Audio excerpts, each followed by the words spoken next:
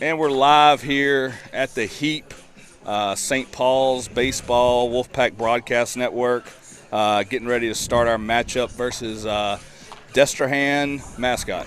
Destrehan Wildcats. Yep. So, how do I forget it? So getting ready here. Big win. What was that, Monday night, Jeff? Monday night, yep. Against Monday Curtis. night, yep. Against John Curtis, 2-0. Got Chip South, Mike Arnold, Jeff Winchester, and Dr. Barry Strickland live in the booth here. In the house. In the house. So you're getting the whole crew tonight plus more. Got Grant Bilson stopping by around the second inning, our junior quarterback at St. Paul's. Grant Bilson, part of our student spotlight tonight here on the Wolfpack Broadcast Network. And we're streaming live here the St. Tammany-Ochsner pregame show in the St. Tammany-Ochsner WPBN streaming deck. Brand new for the 2021 season here at the Heap. So kind of recap, Jeff, and Barry, Chip, Monday night win 2-0 over John Curtis.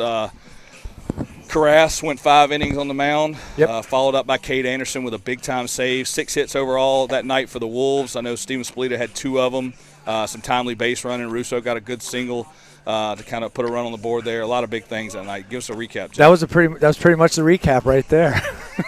Hey, I would like to say six strikeouts for Anderson. That was actually pretty good. Yeah. Well, I figured you'd add a little bit more juice to it, man. Well, I mean, outside of the fact that I think, if it's one thing that is apparent over the last couple games is that this team is really responding well to the loss of Connor Simon. Yep. And I know that was going to be the biggest challenge since he went down in that Catholic game. Yep. And, it's really kind of been execution by committee. And the past couple games, we've seen a lot of guys step up. We've seen a lot of guys assume positions that they don't usually play. And, that's what it's going to take if you're going to be competitive down the stretch is everybody getting comfortable in other positions and trying to pick up the slack and everybody kind of pulling together. Yep. And,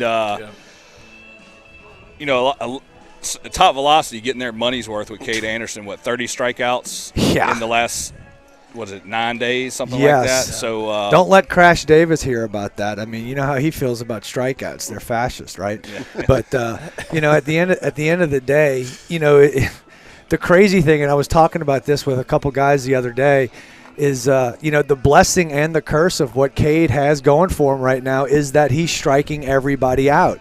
Yep. And with that being said, you're guaranteed at least 3 pitches for every person. Not to his fault at all, but they're just not making contact. And, every now and again, you're almost kind of like, man, can you just mishit the first pitch, so we can keep the pitch count down so that we can actually make it last throughout the course of the season. And, obviously it's a wonderful problem to have when no one can hit the ball that you're pitching. Yep. But in the same sense, I say it all the time. You only have so many bullets in there, and you want to make sure that you can reserve them for when it means the most. And it's just a wonderful problem to have right now. Well, as a sophomore, I hope he's got a lot of bullets left. Yo, sure. He's still young. He's still young. Yeah. So excited for what he's doing. Excited for what the Wolves are doing. We got Big Puma on the mound tonight. Matthew Russo, senior, Southern Miss commit. His third start of the season. So he got Catholic. And Catholic, and he started the game against Pensacola Catholic. Yep. He went 5 innings there before it was who came in after? Kaimi. Was it Kaimi? Yeah, I think so. Okay, yeah. So Russo on the mound tonight. Want to thank our sponsor, St. Tammany and Ochsner pregame show. Thank you to those guys streaming live here from the Heap. We're going to take a quick commercial break, pay some bills, and hear from our sponsor, St. Tammany and Ochsner, for this pregame show, and we'll be right back. There's a place on the North Shore where children feel right at home. Our highly specialized partnership provides them the most comprehensive pediatrics. Together, we offer extensive capabilities for everything from a simple checkup to specialties like cardiology and urology. So, while they have so far to go in life, all they need is right here. Ochsner Hospital for Children at St. Tammany Parish Hospital. Advanced care for kids of all ages. There's a place on the North Shore where children feel right at home. Our highly specialized partnership provides them the most comprehensive pediatrics. Together, we offer extensive capabilities for everything from a simple checkup to specialties like cardiology and urology. So while they have so far to go in life, all they need is right here. Ochsner Hospital for Children at St. Tammany Parish Hospital. Advanced care for kids of all ages. And we're back here at the Heat St. Tammany Ochsner pregame show, getting ready for the matchup here between St. Paul's and Destrehan. Going to go through the starting lineups. Barry, I'll let you start with Destrehan, kind of go through their top 9. As far as their leadoff, number 11, playing catcher is Riley Cardinal. Batting second is number 8, Keston Grenier. He's playing left field. Batting third is number 27, Noah Simon, center field. Number 4 is number 4, Ty Yost, first base. Number 5, batting number 5 is number 3, John Carmichael. He's playing third base. Batting 6 is number 18, Gage Harding, playing second base. Batting 7th, number 1, Seth Kinney. He is a DH and pitcher. Batting 8th is number 10, Caleb Country.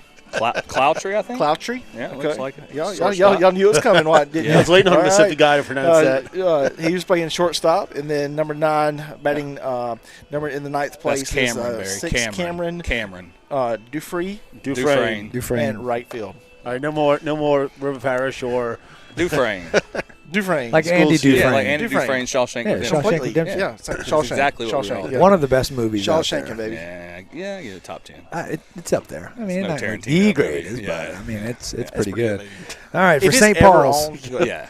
For the St. Paul's Wolves, we got a very similar Same here. lineup as we had on Monday night with maybe a few little tweaks. We got Cade Anderson going to lead off, followed by Steven Spalita. In the third hole, we got Matthew Russo, Hunter Koraz in the cleanup spot. Batting fifth, we got Trent Kayemi, who is a junior. In the sixth hole, we got Logan Pontiff, who's going to do a little first base DHing. In the seventh spot, we got the rookie Cooper Winchester out in left field. In the eighth spot, we got Reed Gallagher going to patrol center field. And in the ninth hole, we got Cade Lanou going to man second base for us. All right, well, that's your St. Paul's starting lineup. Getting ready here for this big matchup. I know this is a tournament. Who's the official sponsor of this tournament? It's a Covington kind of based tournament. There's teams playing all over Covington. I know Holy Cross had 2 games today over at Covington High School. There's our game tonight. There's Lakeshore's in it. They play Lakeshore. tomorrow. Obviously, we play Dutchtown tomorrow. St. Amont's in it. St. Amont's been playing really well lately. Yep. I think they're still undefeated right now. Yep, Santa Ma's usually a powerhouse. Santa Ma. Yeah. How correct me with the pronunciation. Saint Amant? Well, Santa Ma? Dufresne. Depends where you're from. Dufresne. Oh, I'm sorry. The last person you want correcting you on pronunciations is me. No, that's you're ahead of me. Yeah. So I'm just telling you, they were in our district when I was at Zachary, and Santa Ma is what we called them. And, Santa Ma. You know, we also said fly it out and fly it whatever out. else. So Santa Ma is the old stomping grounds of Ben Sheets. It is. Shout out Ben Usually, Sheets. look, Santa Ma and Dutchtown opened in '99, so it wasn't even there. But between Santa Ma and East Ascension, 2 big time baseball schools over in that area. Tell you what, Dutchtown wins a state championship 2 years later, their second year in existence. Dutchtown's got a really nice facility out there. Jordan Oberly. plays over at Dutchtown. Shout out Jordan if you're listening. Yep. So freshman over there at Dutchtown. So what do you expect to see tonight, Jeff? Well, I'm expecting to see Matthew come out with a little bit more fire in his belly than last time. I think maybe it's been a while since he's been on the mound, and taking the ball that last start, might have been a little bit of trying to get back comfortable, getting on the mound or whatnot.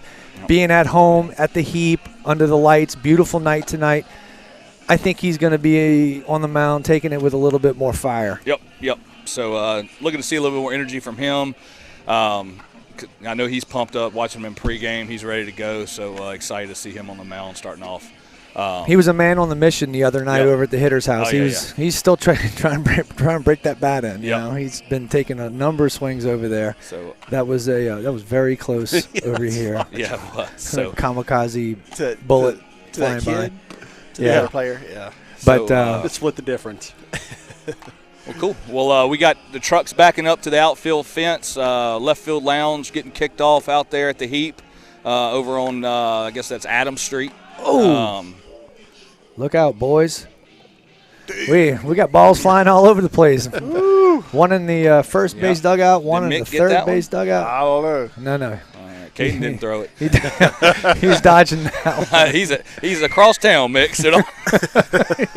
So Don't call his name. yeah, wasn't him. I can guarantee you. So That's right. Well, let's take a quick commercial break. Thanks St. Tammany Oshner, pregame sponsor here at WPBN, and we'll be right back after this commercial. There's a place on the North Shore where children feel right at home. Our highly specialized partnership provides them the most comprehensive pediatrics. Together, we offer extensive capabilities for everything from a simple checkup to specialties like cardiology and urology. So, while they have so far to go in life, all they need is right here. Ochsner Hospital for Children at St. Tammany Parish Hospital. Advanced care for kids of all ages. There's a place on the North Shore where children feel right at home. Our highly specialized partnership provides them the most comprehensive pediatrics. Together, we offer extensive capabilities for everything from a simple checkup to specialties like cardiology and urology. So, while they have so far to go in life, all they need is right here. Ochsner Hospital for Children at St. Tammany Parish Hospital. Advanced care for kids of all ages. There's a place on the North Shore where children feel right at home. Our highly specialized partnership provides them the most comprehensive pediatrics. Together, we offer extensive capabilities for everything from a simple checkup to specialties like cardiology and urology. So, while they have so far to go in life, all they need is right here. Ochsner Hospital for Children at St. Tammany Parish Hospital. Advanced care for kids of all ages.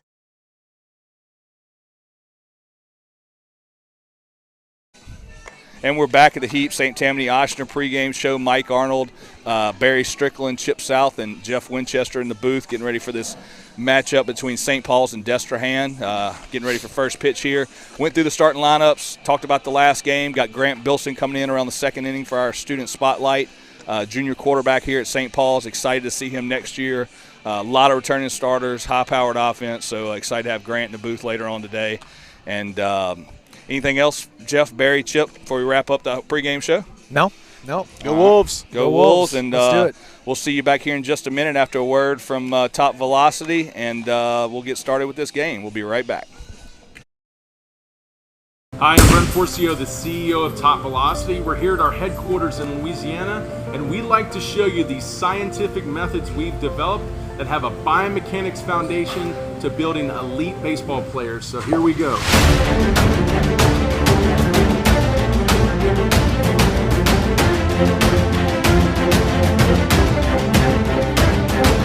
Our programs at Top Velocity are built on core scientific principles to develop elite baseball players.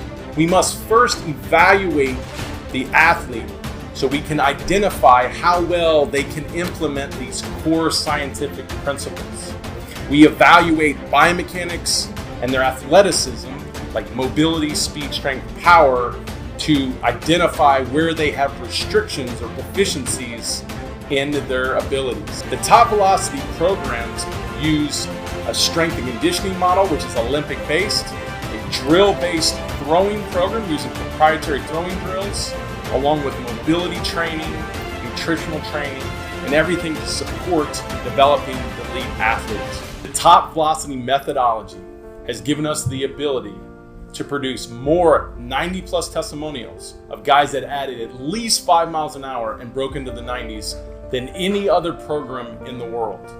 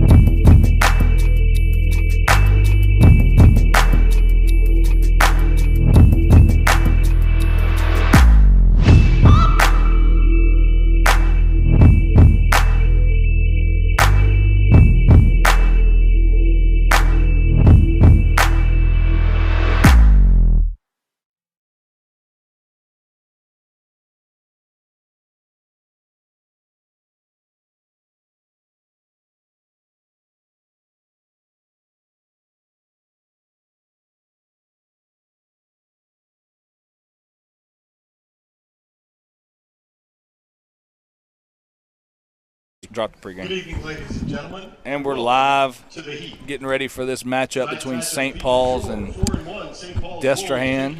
The Destrehan Wildcats. Here are the starting lineups for tonight's game. I know.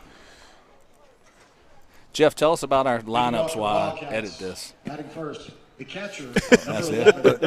Well, leading off for Destrehan is the catcher, We're number 11. I wish I knew the little guy.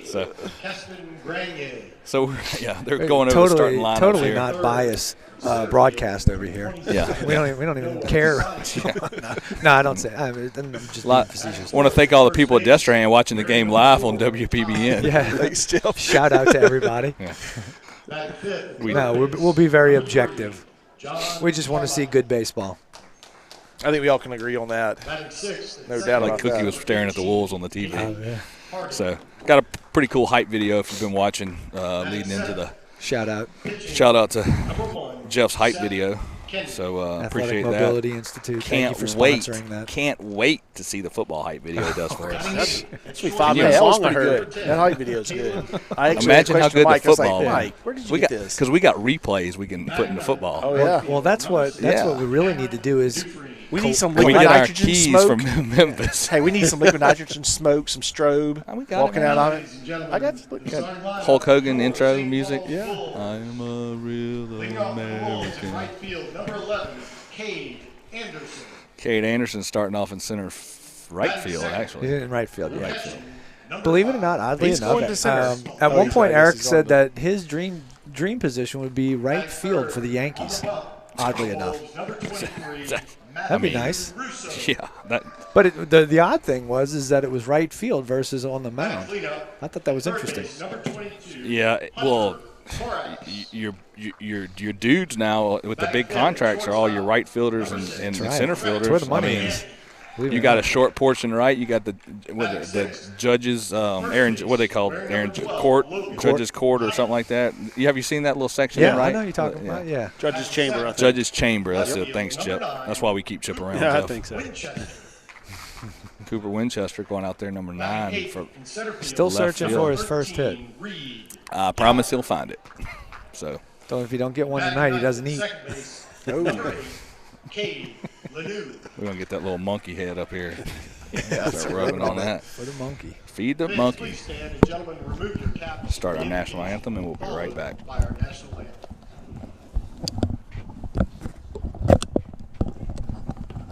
Brother Rich, who usually does the invocation, can't be with us this evening. We've taken the liberty of slightly modifying his terrific invocation from opening night last year, and we offer it this evening. Let us remember that we are in the holy presence of God. Dear Lord, you tell us in Scripture, behold, I make all things new. And so we can see you, hear you, and feel you in the newness of this evening. A new season of America's venerable pastime. New teams representing two highly respected schools. One more than 100 years old, the other approaching that centennial mark. And our boys playing with a new appreciation for the freedom, once again, to be on the diamond with fans in the stands. Thank you, Lord, for our sons who take the field tonight, for our parents who entrust their sons into our care and who support them and us in concession stands, in the press box, on work days, and with fundraisers. Lord, bless our coaches and umpires who nurture talent in our boys, guide them in healthy sportsmanship, and keep them safe. May everything we teach our boys at home and at school keep them safe tonight and always, and lead them closer to you during this ancient season of Lent and this new season of baseball.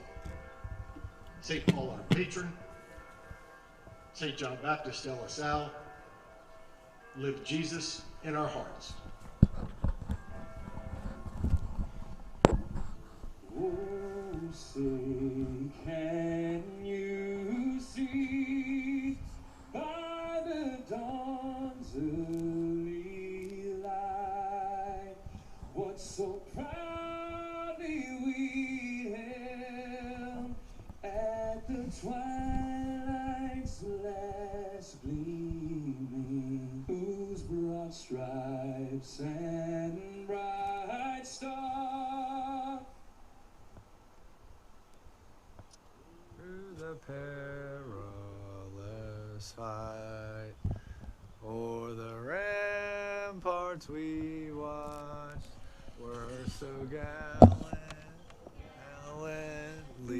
streamed at the twilight's last gleaming, whose broad stripes and bright stars through the perilous fight, o'er the ramparts we watched, were so gallantly streaming, and the rocket's red glare, the bombs bursting in air, gave proof through the night that our flag was still there.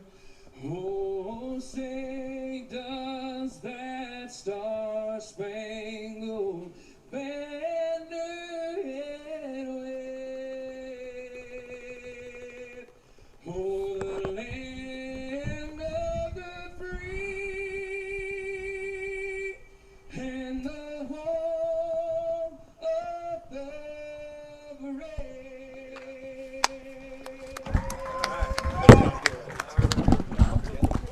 Play ball. Oh, yeah. We've gotten the longest two national anthems on YouTube, possibly. So, getting ready here, St. Paul's versus Destrehan. Let's go ahead and thank some of our sponsors, Chip. Before you click on that, let me take a little picture there for the. I'm trying to give a little bit of love to Chip, working as our producer here, trying to let people know what he's doing behind the scenes. If you want to watch WPBN in the future, you can always watch St. Paul's baseball live at Walk-Ons in Covington. They always have the Wolfpack Broadcast Network live in their restaurant for baseball and football. Anything we're pretty much pushing there. So thank you to Jason. And we got some walk-ons the other night. good. Oh, yeah. Mozzarella. Should we start out early tonight? Yeah, we're Pushing that early. Maybe we should start begging now. yeah, well, we didn't start asking for it till the 5th. I How know, figure right? we ask now? I Next mean, time pregame. It arrived in the bottom of the 5th. Right. So, yeah. The fastest service ever had anywhere. Yeah. Claire don't even cook that fast. So she's watching the home. She's Claire and May. microwaving it up. So, hey, You know, Claire and May. just a reminder too for all of those people who have like smart TVs in their house. You want to sit back on the sofa and watch it over YouTube. Just pull up the old YouTube channel on the TV, and you know just like watching the LSU game. Right? It looks great on the TV. Our center field camera. Chip, you got a shot of that center field camera? Got our center field camera out there set up, looking great. Leading off with the wild So here we go. Riley Hartman. So we got Riley. What we got lineup. Where's our lineup here? Over there. I got people texting me. Riley Cardinal. Claire says she's not cooking tonight. Not for a while after that comment. Claire, whip us up something. I know you're listening. Chip, you got the lineup. Got your hand yet?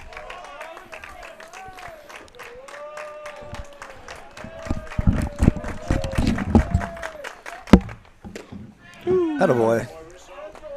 Russo getting ahead with a fastball early and often. We really want to see being aggressive. I know I said it the other night, and I'll keep saying it. You guys will probably be sick of hearing me saying it, but we definitely want to establish a presence with the fastball early in the game. Yep. So, well, already pulling my headphones out there. I think that was mine. I think so. Well, no, I lost it first. You got it back? You got it? Yep, it should be good. So, 2-1 count to Cardinal. Chip, did you text me that lineup? Nope. Looks like the defense is playing them pretty straight up. Yep. Got Pontiff over here at first base. Leno over at second. Lenu at second. Foul ball straight back. Battle play. Right off the roof. Stay in here. Right off of Harry's hitting house over here at the Heap. Hey, wanted to send a special shout out to the St. Paul's powerlifting team. Yep. You know, they made it through the regional, and they're going to make a run for the state title. Barry, is So your mic shout out. working? Is your mic working? Yeah, it is. I was reading that article, and it was it's impressive how much weight those guys are. You know, some of those are 9th and 10th graders. And Fast, they're pumping 1,000 fastball up pounds. for full count here on Cardinal. So we're 3-2. Yep. Chip, you text me that? Yes, it did. I had drop and text. Oh, fastball low and away for a walk, and that's a walk-on's walk. Starting off the first inning, so thank you to walk-ons. All right, let's see if we can get a ground ball double play right here. So Russo, what pitches does he throw? So Matthew's got a fastball, breaking ball, changeup. He commands the fastball pretty decently. I mean, the last few games the last 2 outings that he's had, he's thrown the ball in the zone. Which, I mean, truth is like you want to try to pitch to contact from time to time. You know, you don't necessarily want to go after everybody and, you know, throw as many pitches as possible. You want to try to get a miss hit, get him out in front, little pop up, go ground ball. So just being able to go back and forth is the big key for him. Chip, I just got it. Foul ball by Grenier, starting off 0-1 there. Chip, I just got it right when I said that. So Keston Grenier, number 8, left fielder for Destrehan, batting second here with a runner on first. See what kind of move Russo's got here. 0-1 count to Grenier. Russo checks a signal, checks back to first. A little bit of a slide step for us. Oh, fastball. Looked good to me, but umpire said it was a little bit low. So 1-1 count to Grenier. Well, this is where we start figuring out where the umpire's zone lies. You know, he's trying to get some good looks at Matthew, trying to see where he's at. Splita keeping it in front on that dirt ball. The runner reading it right at first base for a good secondary and moving over to second base. That was a good read on his part. So that's a Fleur-de-Lis stolen base. Shout out Jeff Lessershire. Yep. Martha Lessershire. Yep. Childhood friends of ours. Our, Fleur-de-Lis title. Our official. Tell you what, you want to talk about somebody who can close you quick? Well, good, Jeff is quick. I got to get something done in the next 60 days. He'll close you. He'll close you in 60 seconds. 2-1 count to Grenier.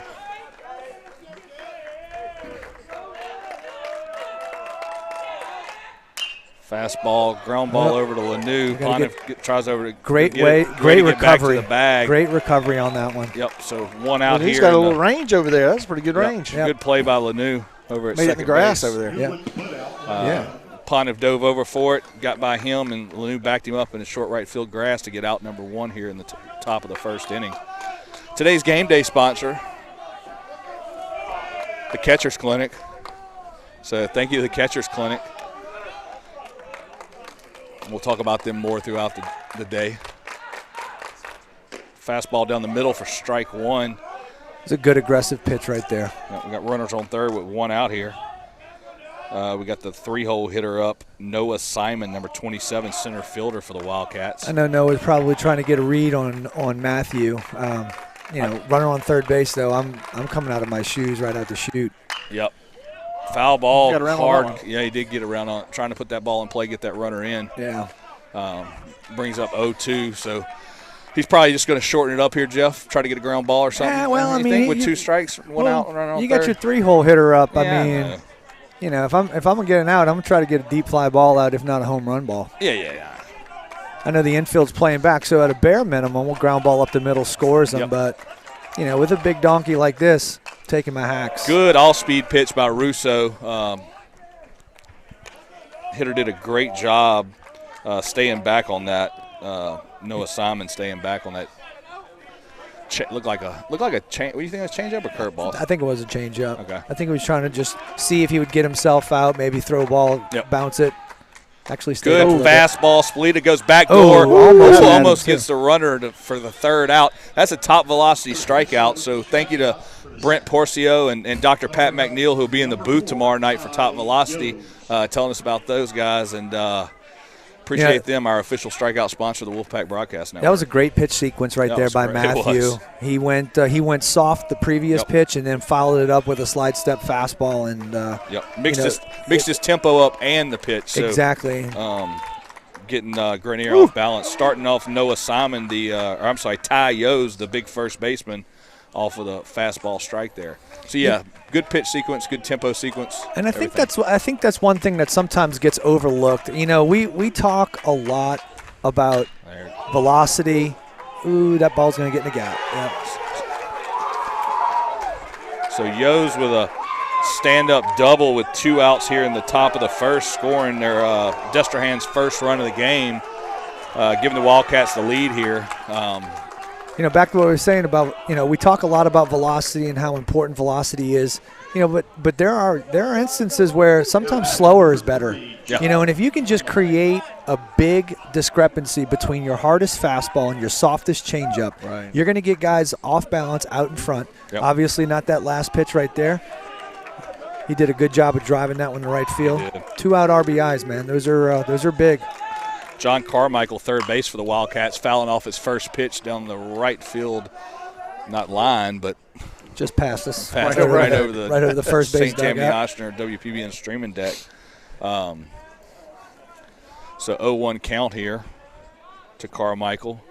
Runner on second with 2 outs. Yos with a big stand-up double to score the first run for Destrehan here in the first inning. Russo gives him a look, fastball, kind of punches it right down the line and ends up gonna be foul foul. ball by about a foot. Yeah. Wow. Thought that one was Little going to see Texas leaguer. itself. Yeah, thought it was going to see itself inside the line there. Yep. Hey, if you're watching us on Facebook and you want to get involved in the production over here, feel free to chat us up. Yep. Send in some shout outs to a lot of those guys that are out there watching us, if you're still watching us. George Bailey, Yep. Shoot us a text, Gene too. Garcia, Stacy Blackwell Dupree. 0-2 count to Carmichael. Good fastball, slow ground ball over to Lanu. Lanu gets out at first base. And that's going to end the top of the first inning. So with that, we're going to go to a quick commercial break from Walk-Ons and Avala, our official scoreboard sponsor for the WPBN 2021 season. So thank you to those guys, and we'll be right back.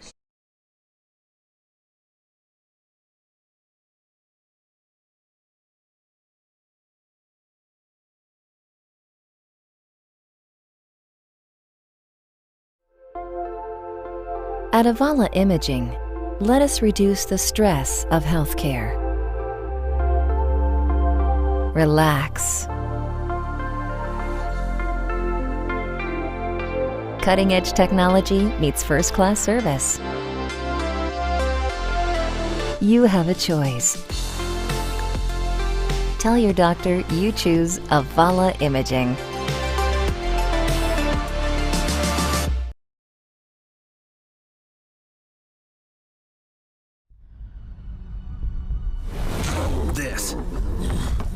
This is a walk-on athlete. They push harder and put their heart into the game. This is the passion we're built on. It's why we put our heart into creating game day with a taste of Louisiana.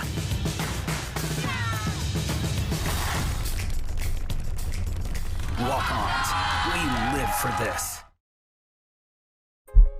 In and out urgent care. Serving our community with rapid COVID testing, flu shots, DOT CDL physicals, treatment for allergies, rashes, cuts, cough, and cold, and state-of-the-art on-site x-ray. Visit any of our 4 locations 7 days a week or bring the mobile care van to your business and test up to 300 people daily. Schedule your appointment online at inandouturgentcare.com. In and Out Urgent Care and Occupational Medicine. Feel better, faster. All right, we're back at the heap. St. Paul's Wolves taking on Destrehan Wildcats. Beautiful night for baseball. We're heading into the bottom of the first inning. Wildcats jumped out on top 1-0 on a nice double, RBI double with 2 outs.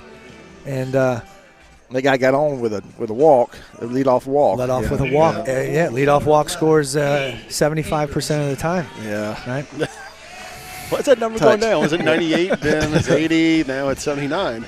Jeff, you were talking about the pitch a while ago, but Mississippi State had a pitcher, Ethan Small, a couple of years ago, and he had a pause at the top of his approach to the plate that would just throw people off. And it was almost amazing to watch because he wouldn't do it every time, and you just never knew when he was going to do it. But that really, really disrupted the timing. Well, and, that's really what it's all about. I mean, we get mesmerized by velocity, right? I mean, we want to see those guys throw in the triple digits. That's really, really, really sexy, and that's what a lot of people tune in to see. But at the end of the day, it's all about timing. Yep. Disrupt the timing of the hitter. It's not even that you're really trying to miss barrels as much as you're not so much trying to swing and miss as much as you are trying to miss a barrel. Right. And you can be just as effective getting a guy to hit the ball off the end as he is the handle. At this level, really, the difference between a ball going out of the ballpark and a pop up to center field, I mean, it's 2 inches on the bat, maybe. Right. And that's Might really be what you're trying to do. Quarter of an inch. Yeah, it could be. Yeah, maybe even less than that. But 1-2 count to Anderson. Good take. That's a good eye. No, yeah. But yeah, I mean, name of the game, just get them to miss-hit it. And if you're Kate Anderson, try to get them to hit it. Yeah. All right. Hit it to somebody, I should say. Good all-speed pitch in the dirt for strike 3.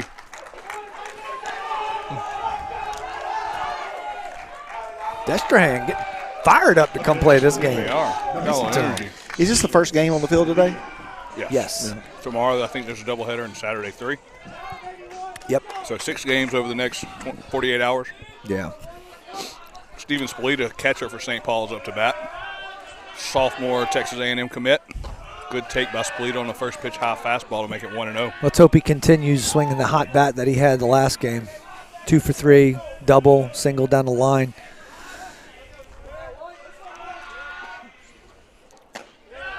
Another good take. That looked like maybe a change up there or something. It looked like a fastball, but it may have taken something off, try to control it. Steven looked like he saw him pretty good right there. He didn't really even flinch. Yep. Could have been taken all the way. Good hard hit ground ball to second base for out number 2 here in the bottom of the first inning. Boy, you ain't lying. Destrehan's got a lot of energy, man. They're moving. Fired up. Yep. Yeah. They're ready to go. So you're talking about mixing up timing and not just velocity. You know, if you watch, was it Cueto? Johnny Cueto. Yep, he's a master of it. I love it. His delivery is different every time, from slow, wind-up deliveries to quick pitches. I mean, every pitch is, he can throw you the same fastball 20 different ways. Number 23, Matthew Russo, stepping in the box. Pitcher today for St. Paul's. No, I agree. Listen, you're trying to do anything you can, disrupt rhythm, disrupt feel. Yep. Strike run to Russo, 1-1 count. And I know that probably they teach every pitcher to do that, but when you see those guys that it's so obvious and they still make it work, it's fun to watch those pitchers. But that's some of the little things. You get them to work. Pitchers to work on that at a young age, and they're strike 2 to Russo. They're so focused on just throwing the strikes, they can't focus on the little things like that. And just like Jeff said last game, if he was a left-handed pitcher, he would work as much on his pickoff move to first as throwing strikes. Because it separates people. I would build my entire pitching delivery. Ew. Oh, hard hit line drive to the second baseman, in and out of his glove for out number 3 to end the first inning. So yeah, I mean, just those little things. Guys are taught focus on hitting your spots, hitting your pitches. And you'll hear, and you've heard it before with Cam hollering at our guys, hey, mix it up, mix your tempo up, mix your looks up to second base if you got a runner. Little things like that. So it's going to wrap up the first inning here at the Heap. Destrehan 1, St. Paul's 0, and we'll be right back with a word from our sponsors.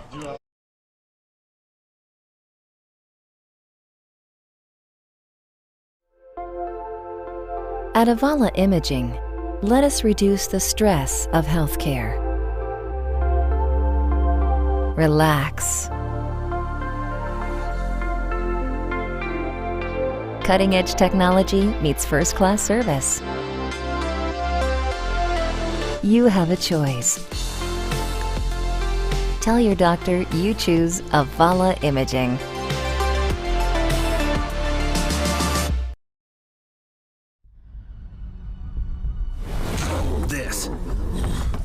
This is a walk-on athlete.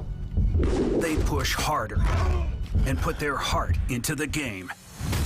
This is the passion we're built on. It's why we put our heart into creating game day with a taste of Louisiana.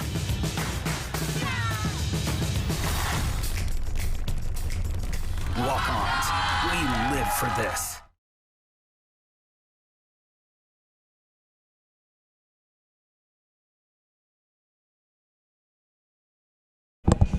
And we're live back here at the Heap.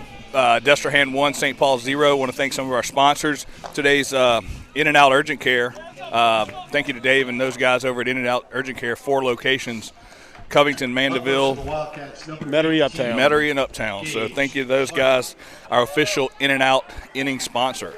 Today's game day sponsor, the Catcher's Clinic. Thank you to the Catcher's Clinic. Jeff Winchester, private catching instructions, first-round draft pick out of Rummel. Big league catcher, so thank you to Jeff and the Catcher's Clinic, our official game day sponsor. So strike 1 from Russo, and up to bat for Destrehan, 5-hole hitter. Gage Harding, second baseman, number 18. Big cut from Harding. He had 2 outs last He was trying to bring a souvenir to the left field lounge right there. He was. He'd come out of his shoes. As soon as Lenny Russell gets here, we'll get a shot of those guys out in left field. Lenny's on his way. He left Mississippi about 8 hours ago, so not sure what part of Mississippi he was in.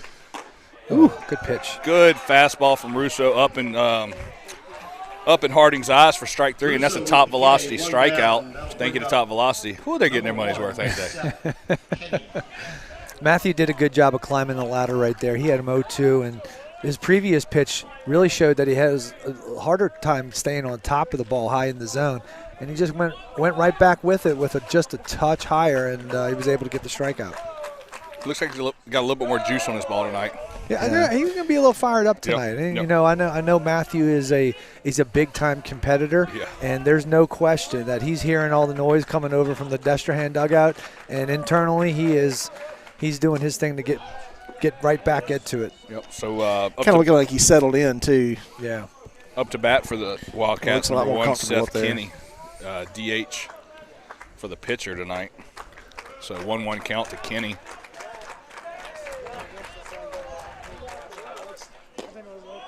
Ooh. Good pitch from Russo. That guy doesn't like him low. So. Yeah.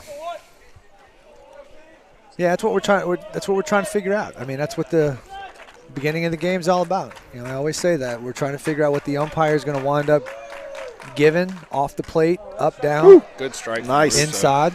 You know. So as a catcher, Jeff, when you got a pitcher that's working low like that, you know, that's the way you're trying to receive the ball and move it up in the zone. What's your goals there? So obviously, one of the big things that we're trying to do behind the plate is give the perception that everything is a strike. Yep. You know, and you got 17 inches for the pitcher to work. I always say that if you're a good enough receiver, you can turn 17 into 19. You know, meaning that you can get a little bit more. You can get 2 inches off the plate, and you know, if you can get that ball. One ball off the plate and make it look like it's catching the corner, you're able to change the course of an at-bat, right? And if you can do that multiple times a game, you're worth your weight in gold. I mean, there's just the little things there, you know, being able to expand that zone with receiving it, you know, making a 2-1 count, a 1-2 count because you're receiving it better is a huge difference. I mean, if you understand statistics and batting averages and how they get affected. Big ground ball to Lanou over to Conant for out number 2. Getting our money's worth out of Lanou. Yeah. Yep. He is. But if you understand statistics and batting average and how they change drastically from aggressive hitting counts to neutral hitting counts to defensive hitting counts, I mean, if you can turn a 1-1 count into a 1-2 count just by the way that you're receiving, not have anything to do with where the pitcher threw it, well, then obviously that that can dictate the mentality of the hitter at that point. Fastball off the bat, straight to Winchester. Diving in, making the third out, making it look easy. Number 9, Cooper Winchester out in left field. So, yeah, you talk about counts and stuff like that. And guys, this tutorial on receiving is brought to you by the Catcher's Clinic, our official game day sponsor. That's why we're kind of going down that rabbit hole.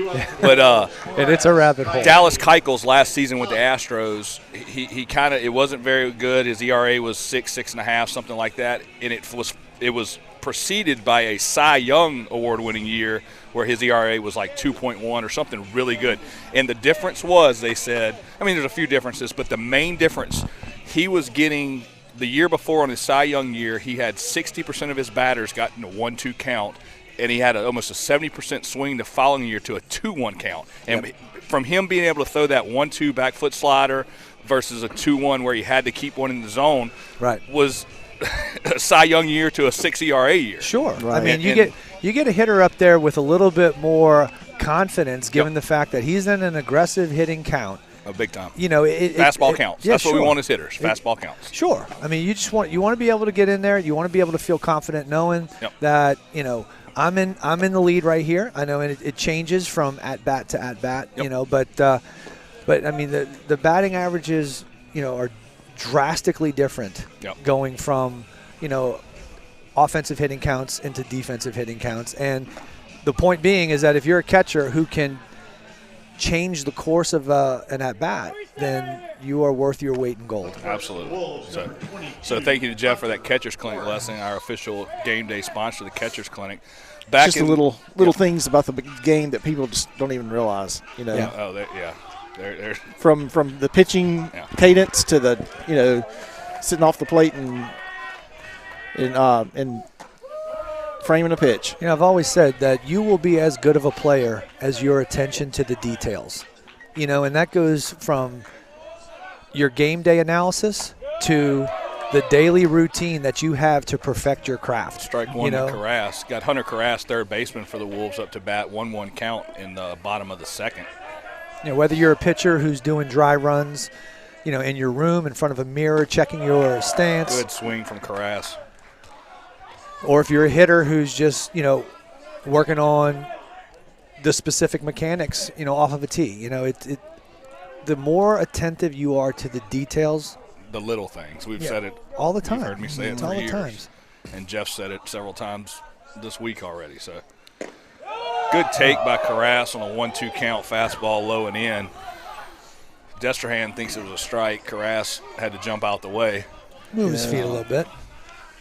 Jeff, what's your approach on the new style of some of these catchers that are going from the squat into that straight open leg, fly ball to shallow center field. Oh, they can't see it. It's going to fall. Oh, nobody calls it. Second baseman could have had it, but backed off. I don't know if the outfielder called him off, but everybody kind of stopped and watched it plug. So there's a little confusion that's there. a single for Carras.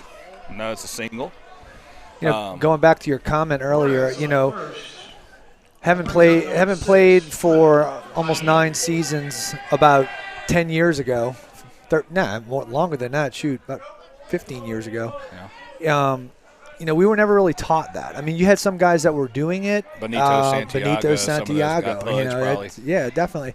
And but it wasn't really taught as much as it is now with the rationale of why it's important. And I think in time, I've been able to understand how and why guys are doing it, and it makes total sense. Yep. Shortstop Trent Kime up to bat. First pitch strike low for 0-1 count to Kime. Yeah. So what are they doing it for? Are they doing it to relax, kind of take a break off the knees? What's the quite thought? honestly, it's multifaceted. Okay, there's times to do it, and this is just my opinion. I mean, I'm sure there might be some catching instructors that are out there, some players that come across this conversation. But they Jeff change. Winchester approves this message. So, in my mind, I think with runners on base and nobody on base, it changes. Oh yeah. With nobody on base, I'm kind of a big fan of dropping the glove side knee, mainly because it prevents an obstacle from being in your way when trying to manipulate and manage the ball on the glove side. On the glove side, right? Whether it's inside to a righty or away to a lefty. He sold that so early. So pickoff move to first. Carras gets fooled. Pitcher showed it way early. I mean, with the look and everything, ended up leaning over there. It still had him dead to rights. First baseman dropped the ball, and Carras gets into second base on a Fleur-de-Lis title stolen base. Yep, shout out Jeff Lessershire. Thank you to those guys. Yep. 0-2 count to Trent Kime, shortstop for the Wolves, runner on second. Down 1-0 to Destrehan here in the bottom of the second. If you're just joining us and you're getting a catching lesson for yourself, that's brought to you by the Catcher's Clinic and Jeff Winchester, our official game day sponsor here on WPBN today versus Destrehan. And Jeff's not just some guy we pulled off the street to teach us about catching. He's a former first-round draft pick out of Rummel High School and with the Rockies organization. And foul ball in the Destrehan dugout. I think they came off the catcher too. It looked like cap. Cap it? Okay. So 0-2 count to Kime. Looks like he's really trying to do his job and go the other way. Try to get Hunter to get to third base. That's situational hitting at its finest. That's playing the game inside the game. Breaking ball, dirt ball. Don't even have to worry about it. We'll take it. Yep. Breaking ball in the dirt. Carras reads that dirt ball perfectly on the secondary. Gets the third standing up. Reckon there was some help out there? Yeah, you got trucks revving up and look like some air horns. Yeah. That sounded. So it sounded like the General Lee was riding by. He put it in the dirt 3 feet in front of the plate. He did. So may have been a little intimidation there. That's home field advantage. I know. Rev it. So look at it. He's ready. I think that 1-2 count, high fly ball. All right, we're gonna get one in right here. Carras is thinking about tagging. Outfielder moving in. He's going to test him. He's going to test him early. Good job. Attaboy. Scoring that sacrifice fly from Trent Kime. Hunter Carras scores from third easily. I don't think the left fielder thought he was going to go. How shallow he was. And I'm not so sure he got a good a beat on it, because I remember talking with Cooper the other day. Right around this time, it's really tough to see on a high pop fly. He said the sky was purplish. Right at dusk. It's much harder to see than probably in another 20-25 minutes or so. Yep. So Pontiff, first baseman, up to bat, number 12 for the Wolves, with one out here in the bottom of the second. Tie ball game 1-1. I don't know if our scoreboard's glitching or what's going on, but we're. Yeah, that's what I was kind of looking at. Going back to Hunter's aggressiveness, which is the real reason why we wound up scoring that run right there. Him reading that ball in the dirt and trying to take advantage of the catcher having to have to go down and pop up and then try to make a throw.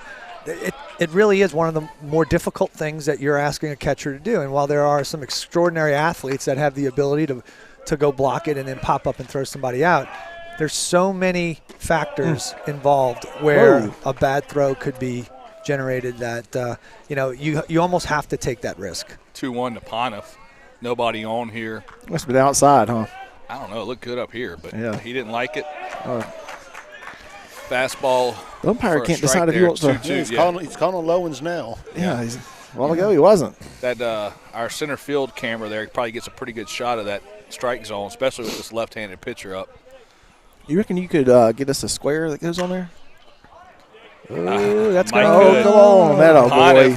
Pontiff, infield single, so we'll rule that a single. I mean, it's a tough play with second baseman. He's got to throw it across his body. Yeah. Even if he backhands it, I don't know if he gets the throw over in time moving that way. Yeah, Right. I mean, if it's a right-handed hitter, then possibly you got an extra step to try to make that work. But I think Pontiff beats it even if he makes a great throw. Logan moves decent from the left side. Yep. So So Yeah, tough infield play. single for Pontiff brings up freshman number 9 left fielder Cooper Winchester.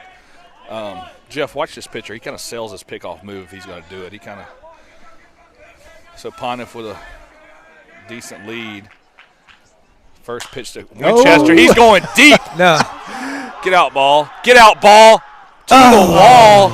And he Drop it. drops it's it on the exchange. transition. Yeah. Man. Big hit from Winchester. I thought that was going to be our first walk-on home run. He's got to go home and eat a few more cheeseburgers. So big swing from it's a good hit. Winchester. Get that warning track power. So, yep. So that'll bring us to our other sponsor, Athletic Mobility Institute. Going to get past the warning track power with those guys. That's right. So thank you to AMI, Athletic Mobility Institute. Screen me.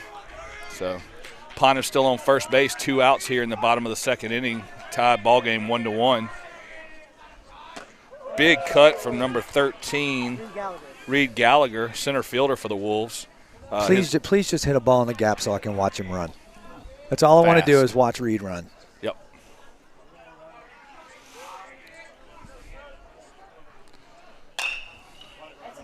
Here we go. Backhand from the shortstop going over to second for the third out. Doggone it. Force out. So that'll wrap up the second inning, and we'll be right back with a word from Top Velocity.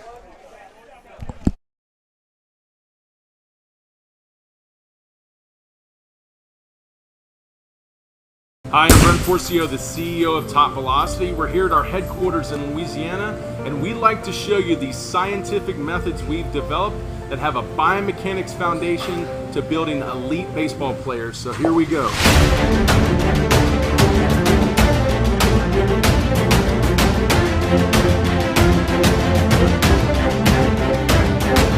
Our programs at Top Velocity are built on core scientific principles to develop elite baseball players. We must first evaluate the athlete so we can identify how well they can implement these core scientific principles.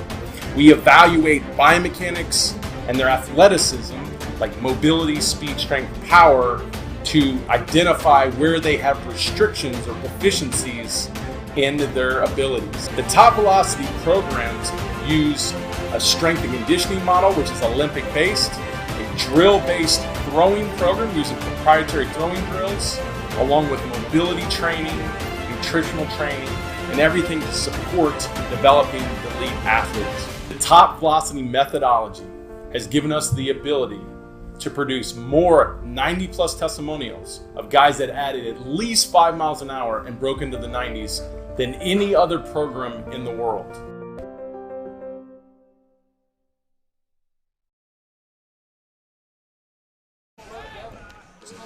And we're back here live at the Heat, tied ball game 1-1 going to the top of the third. St. Paul's versus Destrehan. Matthew Russo on the mound.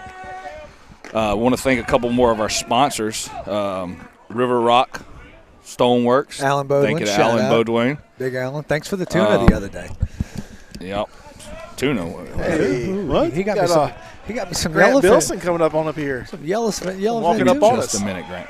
So got Grant Bilson, junior quarterback for St. Paul's, joining us in the booth. We'll have him in the bottom half of the next inning. Up to bat for the Destrehan Wildcats. check swing. Whoa. Number 6, Cameron Dufresne. He's our right fielder. Got an 0-2 count here. But want to thank some of our sponsors, River Rock and now Louisiana Knights. Yep. So thank you. Shout out, Jack. No, Knights Nation. Knights new name. Nation. Yeah, they're nationwide now. So thank you to Knights Nation and Jack Cresson. 0-2 count to Dufresne. Strike 3, and that's another top velocity strikeout. So thank you to Brent Porcio and Dr. Pat McNeil and all the guys over at Top Velocity. That's our 3rd strikeout of the game. So back to the Knights Nation. Thank you to those guys. Couldn't do it without them, so appreciate Knights Nation and one of the top travel ball organizations in the country. Tell you, they're really doing a great job oh, yeah. of investing in the technology for their players. You know, they have a number of different high-tech caliber technologies when you consider, the Rapsodo. Yep. You got, their new thing now, Virtual Combine, which is basically a recruiting platform for every individual player.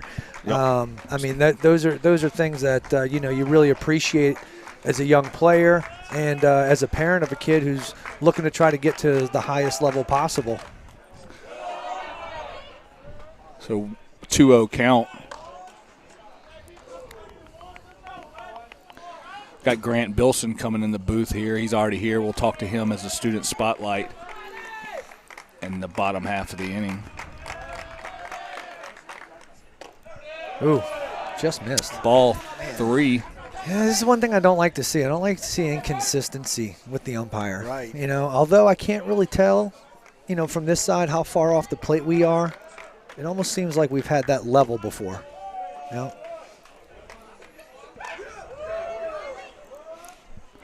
Yeah, it seems like we've gotten those calls, and that's even that last pitch right there. Steven's actually questioning him right now about what's going on. I don't necessarily know what he's asking him, though.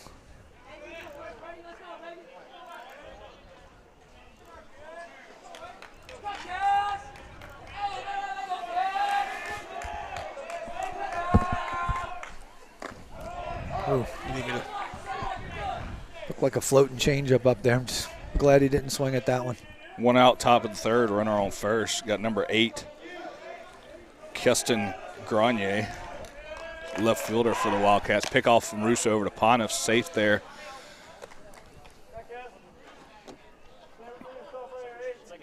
Got a pinch runner in Brady Meyer. Another pickoff move to Russo, keeping him honest. Interesting stance. Looking at the way he has his lead foot positioned, it almost looks like it's in front. There he goes. Big cut. Looks like he's going to try Grenier. to Meyer's going to round second, stand it up easy at 3rd. Grenier's going into second base. No. Ball goes into right field to Anderson. Anderson trips over his shoestring. Hope he's not hurt. He came up throwing, and you could see the cleat get caught in the shoestring. So Grenier's going to end up at 3rd. Meyer's going to score to make it 2-1. Coach Gibby's going to come out and check on Cade Anderson. He says he waves him off. He says he's fine. He's probably a little bit more embarrassed than anything. I mean, that was. Yeah, because he was going to hose that guy. He was ready to. Yeah, that you could see him drooling. I was waiting on it. I was like, oh man, I wanted to see that throw. So Lenny's here. So let's. You got your walkie-talkie? You can find him, Chip. He's Lenny, text Chip your handle so he can talk to you. Runner on 3rd, 1 out here for the Wildcats. Russo with a fastball up for pitch number 1 and ball number 1 to number 27.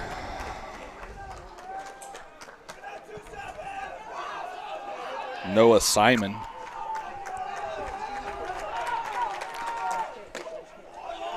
Looks like he just missed on the inside right there. Good spot there on 1-0. Once again, 3-hole hitter, if I'm not mistaken. 3-hole. Yeah. Yep, 3-hole. 3-hole hitter. Center fielder.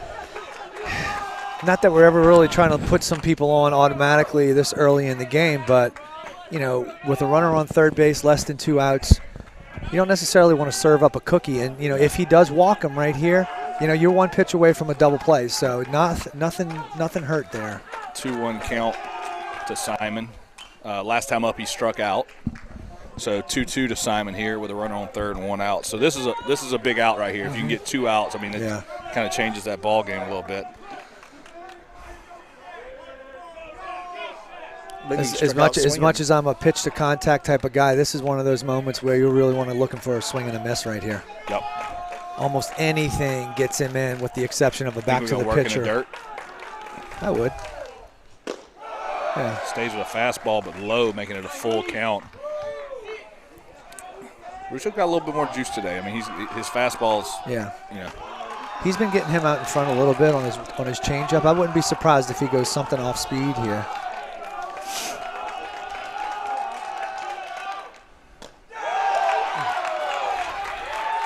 I think Spallita got crossed up on that. He looked like he was looking for something to bounce in front, and it didn't. Stayed flat. It's possible. Yeah. So Lanu coming in to talk to Russo, probably just coming to calm him down, remind him of the situation. Yeah, just coming in there telling saying, him "Hey, he's got it. You got this. We all right here. You know, keep pitching the ball down in the zone." I mean, the good thing is if he's missing down. Yep. You know, and the probability of them putting a ball in play in the infield with the ball being down obviously greatly increases. Runner going. Cutting it short on a first and third play. Kaimi cutting a throw off from Spallita, trying to catch that runner at third, cheating. Yeah. So runners on second and third, 1 out. You bringing the infield in here? Or?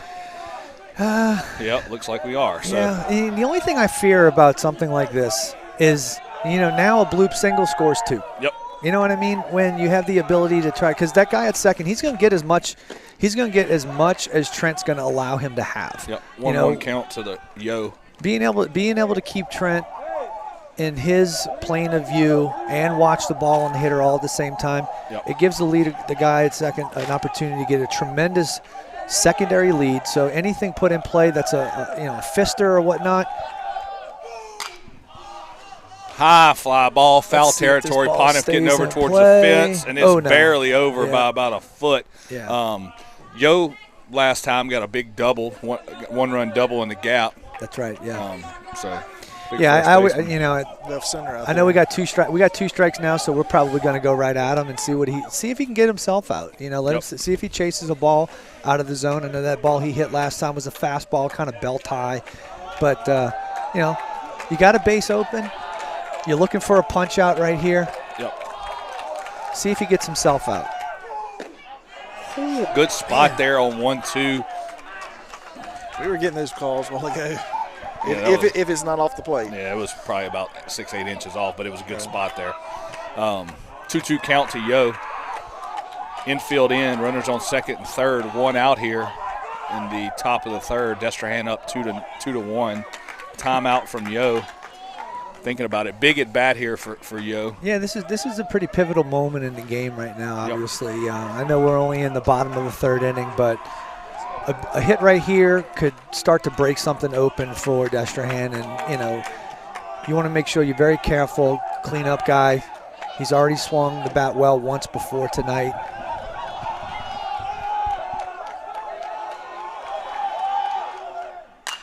High fly ball. That's going to stay in play. Anderson coming in, calling him off. Nobody's tagging from third. Nobody's going to test that arm twice. He was begging him. Yeah.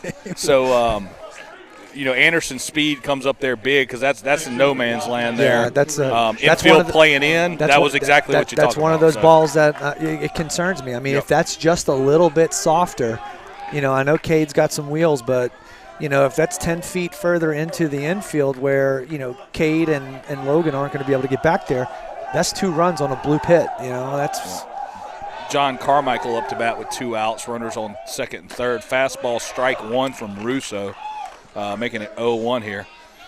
Yeah, that's a big time out right there. And and if Cade's playing in his normal spot where he is right now, that's pretty much a can of corn. Yeah. He's got a good angle on the ball, but be it that he's playing in right there, it makes it all the more difficult. Fastball up for strike 2, fouling it off from Carmichael. So Russo's got 0-2 here, 2 outs, men on second and third. If Matthew can get him right here, I'm expecting to see some emotion come from him going back in the dugout. Yes, absolutely. I mean, pivotal part of the game. I mean, that situation, getting that second out and getting this out here is huge, getting out of this inning. That's it. Good spot right there off the plate. He's off the plate. Yeah. It's tough to see up here. Yeah. Because of the angle you're at. You kind of got to go by we gotta based get off how Lenny. Steven I'm catches it. going to try to get Lenny to move the deck over about 20 feet. Yeah, just get in front of all those fans right there in front of the We're going to put it, we're going to move the bleachers over here. We got to go up. So 1-2 count to Carmichael. I'd like to see Matthew climb the ladder right here and give him a fastball just above the letters. Change up, it looked like. He kind of mixed his speed up there.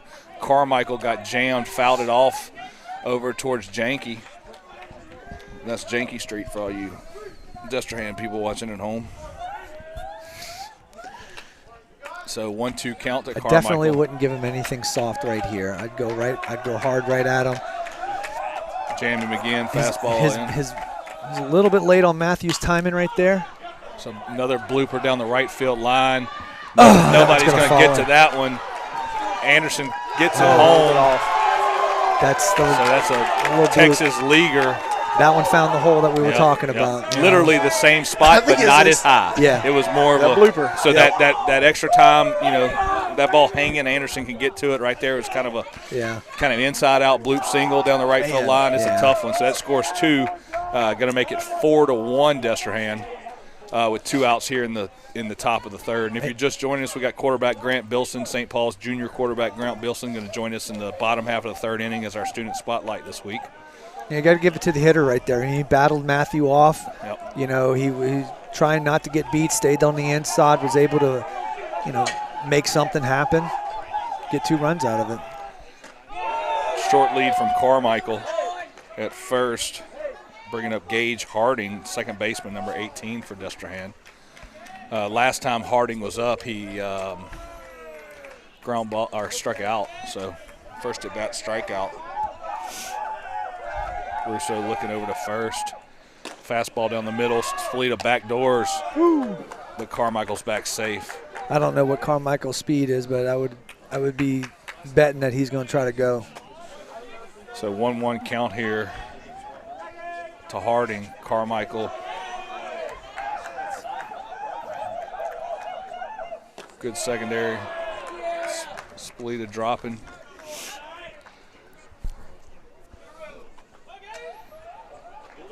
Jeff, what's your thoughts about the signals from the dugout? I mean, I think we've talked about this before. It aggravates me, but I mean, I know blind drive, left field, base hit for Harding. Carmichael around second. It's going to be runners on first and second with 2 outs. Coach Mick's going to come out and make a visit, so that's going to be a River Rock Stoneworks official mound visit. Thank you to River Rock and Alan Beaudoin and all the guys. And we're going to have a pitching change here. But, yeah, I know Maneri likes to do it and some of the big programs that, it just aggravates me watching a runner look and a batter look behind them at the dugout when you got a third base coach that can. Okay, so, honestly, I never played at the college level. Okay, so maybe there's something that I'm missing as far as how the game's played at that level. And I notice a lot of wristband watching and all this other stuff as far as trying to get signals and plays Luke coming was from the griping about the wristband the other day. Yeah. Luke Fortenberry, shout out to him, Guru Baseball. So I mean, it's one of those things where I have an opinion, but I'm not at all opposed to being able to have that opinion changed with, some rationale behind it. But to me, being a young player, having gone from Rummel to immediately to rookie ball, where I was 18 years old, and you're the only person speaking English. Well, I'm one of them. Yeah, I'm behind the plate, and I can remember High Corbett Field. We're doing an inter squad, and first inning I go out there, I'm looking at my manager PJ Carey, and he's looking back at me, and I'm waiting for him to give me what pitch he wants to go with, and he yells to me, "What? What do you want? What do you want?" And then I'm like, "What do you want to call?" And he goes, "Well, you're back there. Call the game." And so at that moment in time, it was like I was responsible for understanding how to call a game and to increase my baseball IQ based on making decisions and going forward. And, I think some of it has to do with maybe, and I get it. You don't want the other opposing team to start picking up your signs and so on and so forth. And maybe these kids are just, maybe not being charged with the responsibility of making game time decisions for themselves. But I think some of it has to do with we're have to resort to the wristbands because maybe the kids don't understand the game that well or what. I mean, I just and that could be I could be way far fetched, but I do see it a good bit, and I'm waiting for somebody to give me a really good argument as to why it's that necessary. You get the prairie dog effect. Coach comes out there, yells a number, and everybody stops and looks down and looks back up again. That was the Facebook conversation the other day with Luke's comments. So, so Aiden Barrios coming in, the new pitcher. Russo threw 58 pitches, 3 strikeouts through 2 2/3. So Barrios coming in with runners on first and second, 2 outs in the bottom of the third. First pitch fastball. Attacking with the fastball. Yep. Good job, Aiden. Jammed in, good spot. First pitch strike. Up to bat for the Wildcats, we have number 1, Seth Kinney, our DH. So thank you to River Rock, our official mound visit pitching change sponsor of the Wolfpack Broadcast Network this season. Barry, what are your thoughts on the signs from the dugout? What's Mississippi State do? Ooh, nice pitch, Aiden. They picking them up from I guess the last few games have been at home. I think they're getting them from the third base coach. I saw y'all's pitcher fired up the other day. Oh, talking at Tulane? Yeah, that was pretty good. Because apparently they gave warnings after that, too. Yeah, they did. So, because I get all the Mississippi State information up to date. Because you hear it from me, I guess. No, it comes on my phone. I know, but I that's say the it. Updates I get. And that's I get the phone anything just Mississippi State it. tweets. I get it for some reason. Yeah. And I follow them, but I don't. There's nothing special. Yeah. Mississippi State. I mean, I believe they're getting their signs from the third base guy. Traditional fastball up for strike 3, and that's another top velocity strikeout. Great job, Aiden, and, coming in there. With that, we'll be right back with a word from our sponsor, and we'll have Grant Bilson, junior quarterback, in the booth for our student spotlight. We'll be right back.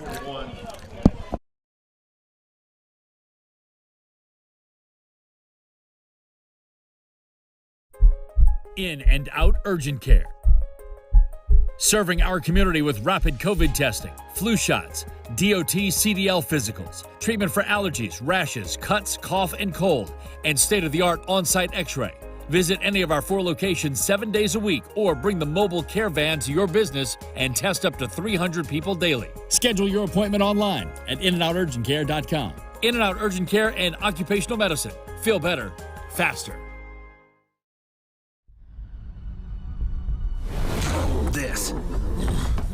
This is a walk-on athlete.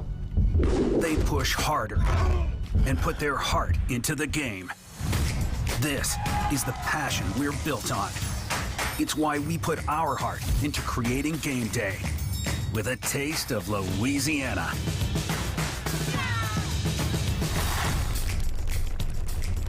Walk-ons, we live for this.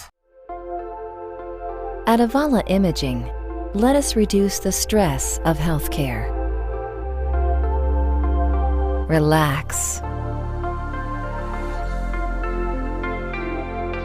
Cutting-edge technology meets first-class service.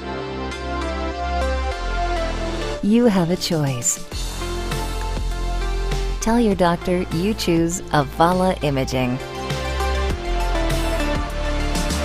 Something good.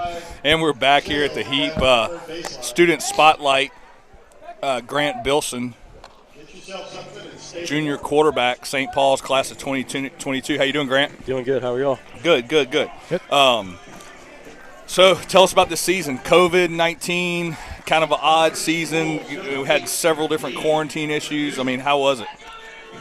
Very different from the previous season. Obviously, a lot of uncertainty with whether we were going to play that season. Yep. So we just had to keep working and just keep practicing until we knew when we would play. Yep. And then obviously we had to deal with a lot of adversity, getting quarantined right before a playoff game, having only one practice coming out of that playoff, right before that playoff game. Second pitch ball to Lanou, our second baseman. Go ahead, Grant. But I think we pushed through. I think we got a lot of good things out of it, and I got a lot of experience out of it. You got a lot of starters coming back, especially on offense. You're going to have a ton of seniors next year. I know Danny's coming back. Let's see who else. You got your receivers. Name them for me real quick. Brody Reyna. Vitali. A lot of people coming back. Who do you think? I am going to throw you a curveball. I told you before we started we're not going to throw you a curveball. So the meat package, Barry's favorite formation. Oh, yeah. Who's going to take? Because you lost one guy in the meat package, senior defensive end, Jacob Frolic. Frolic. Who's going to replace Frolic as the big guy in the meat package?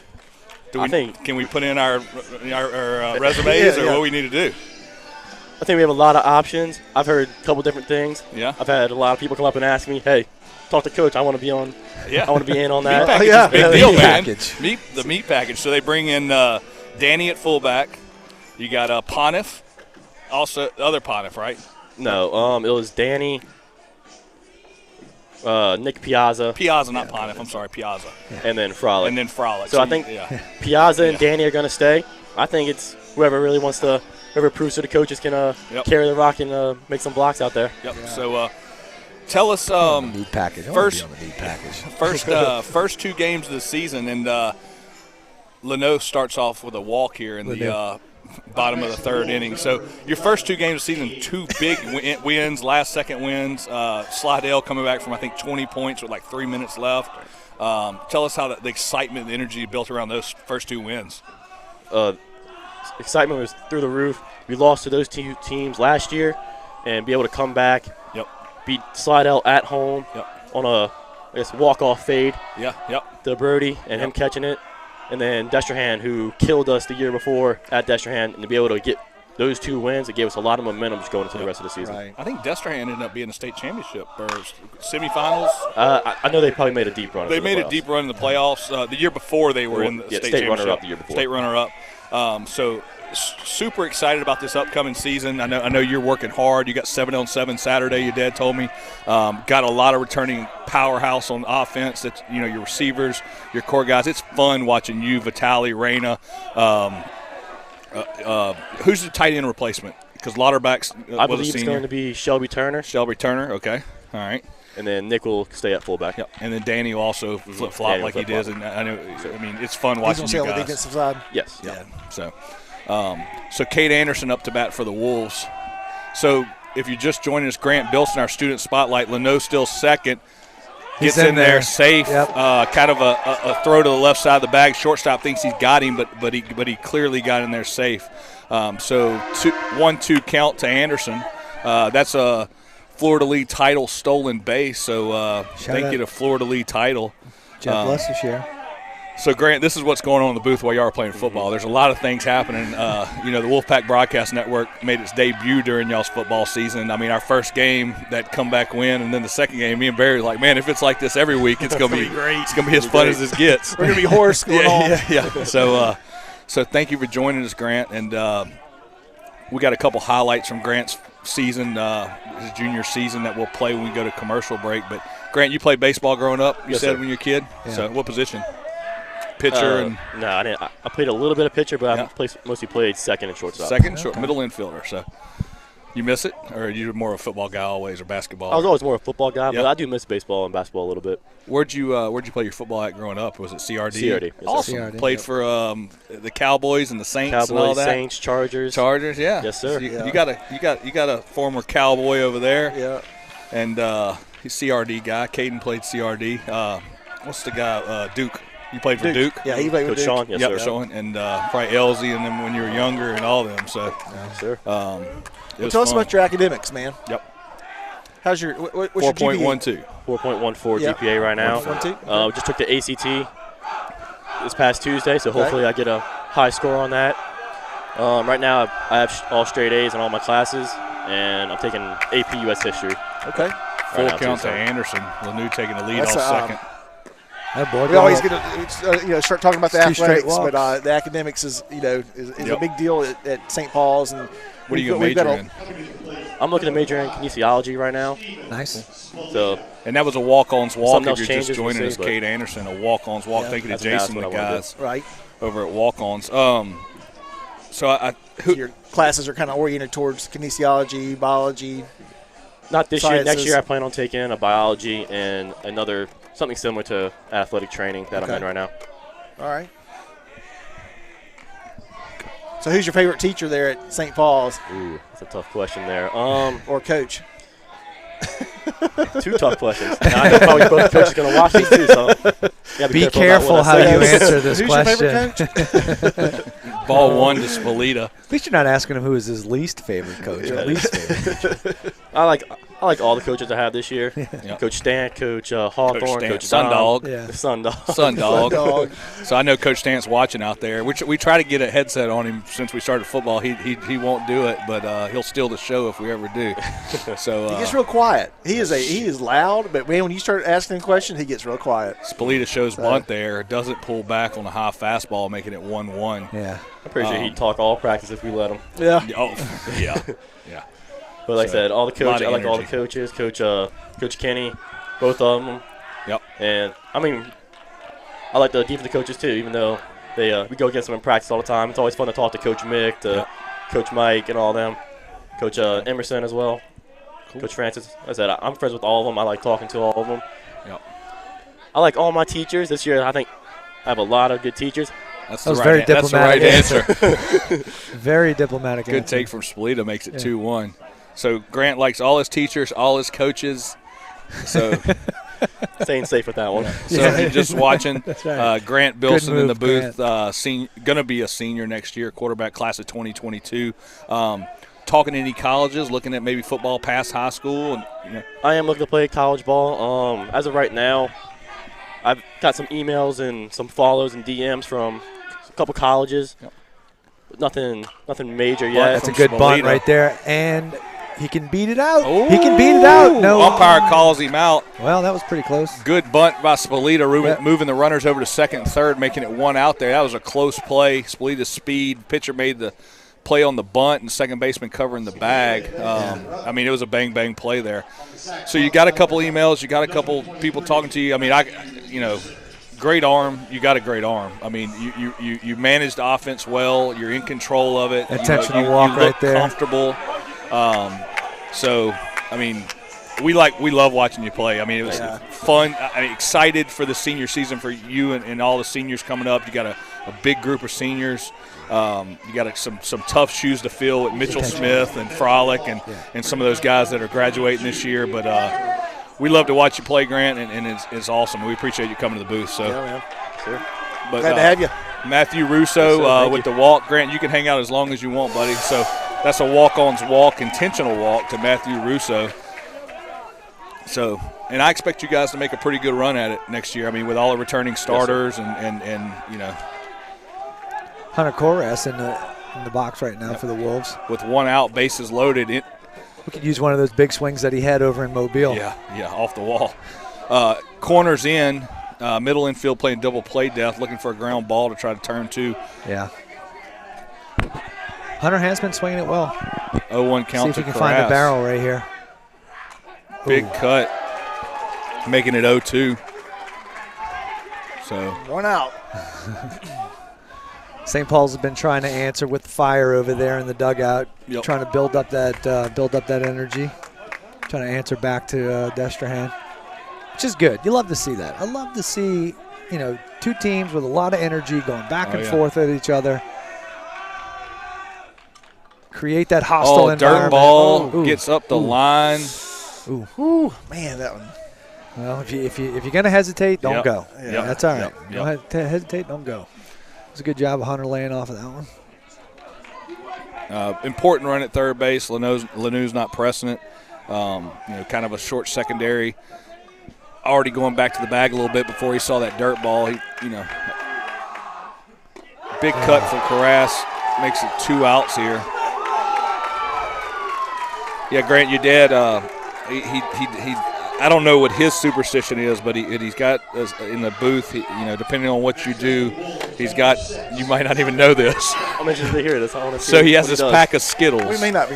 We're probably not supposed to. I don't even need to share this. You're already starting now. Come on. So he has this pack of sour Skittles. Ooh. First pitch fastball to Kaimi for strike one with 2 outs and bases loaded here. Checks his swing. And he won't eat the green ones, so he stacks all the green. He gives them to me. I can eat the green ones, but he has to tell me when I can eat them. So he hands me all these green sour Skittles, and I hold them. And now, big hit, left field tracking back to the wall, and that's going to be third out. Third out, Kaimi with a deep fly ball to end the third inning. So St. Paul's 1, Destrehan 4. But your dad, he hands me the green ones. He tells me when I can eat them, and he'll stop me if something changes. I get it. I'm one of those guys too. but he gave me I think it was the second game. No, it was the Destrehan game, the first game. He gave me this pack of sour Skittles. He said, "Don't open it," and I had them for 4 weeks. And then something was going bad in one of the games, and he goes, "You can eat them now." So I had to And so he's got this thing with the Skittles. You can ask him when he gets home, and but he lines them up in different colors. He separates them. There's a whole system to it. He's got it down. We'll probably get it on camera next year just so people can see. We'll probably have a camera over him, but where he's sorting them. Yeah, the Kenny Bilson Skittle sort. Brought to you by Skittles. Taste the rainbow. So Grant, I appreciate it. Look, man. Chip, let's play some of those highlights from Grant. Let's see what this is. I think this is against Hammond. Y'all are wearing the gold jerseys. Handoff's going to look for Reyna. Nope, going to Lauterbach. Pass over to look like first down for the Wolves down to the St. Paul's 42. And then you got another one from Vitale. Let's see. Snap. Scrambling. Throwing to Vitale. Well, I tell you what, Vitale. Looks like he made the catch. Yes, he did. Yep. It's great catch. He always made the catch, but he always bobbles the first touch. Every time you throw it to him, bobble, catch. And he made it look so hard, but it's fun watching him do it. And, great matchup. Excited to see y'all again next year. So Grant, I appreciate it, buddy. Student Spotlight, Grant Bilson, senior quarterback. Good to see you. So look for Grant right here next year, and we'll let y'all see your dad sorting some Skittles. So. Yes, sir. Thank y'all. Thank you, buddy. All right, Grant. First pitch fastball strike by Barrios.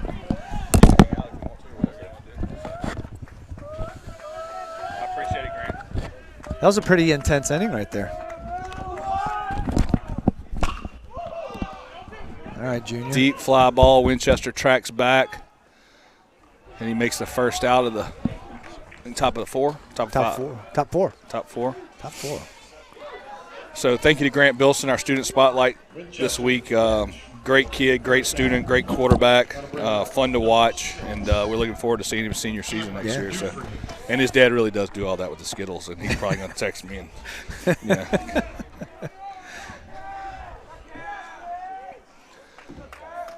This game's going a little bit slower than the game the other night, which is good because I wanted to slow down, watch some good baseball. Strike one from Barrios. Thank you to Avala, our official scoreboard sponsor, #1 surgery center in Louisiana. Can't say it enough. Couldn't do it without those guys, so thank you to Avala. Was over there earlier today. Doing a case.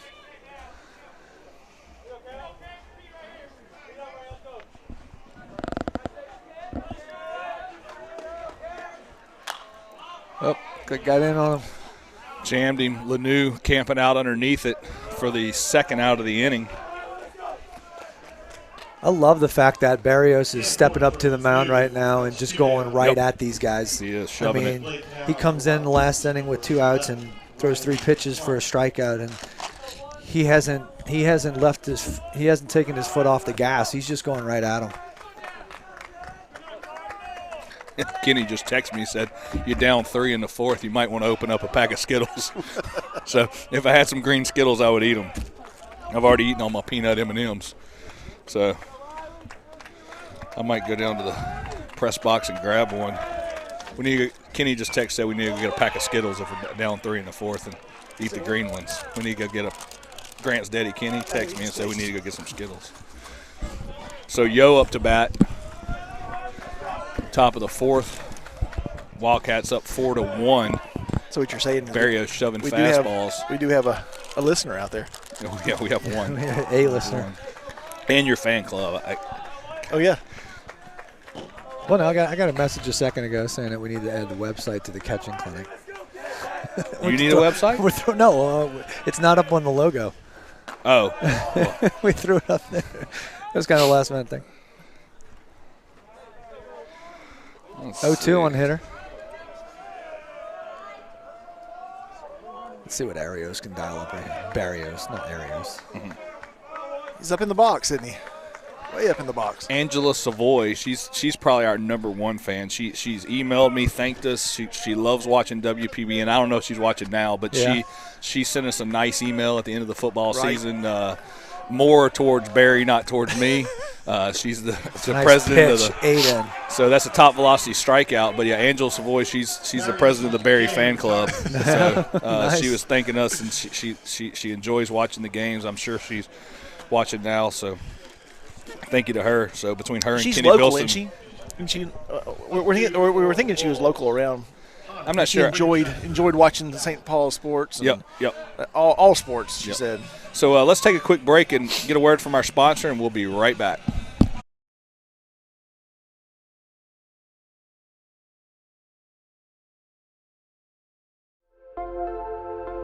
At Avala Imaging, let us reduce the stress of healthcare.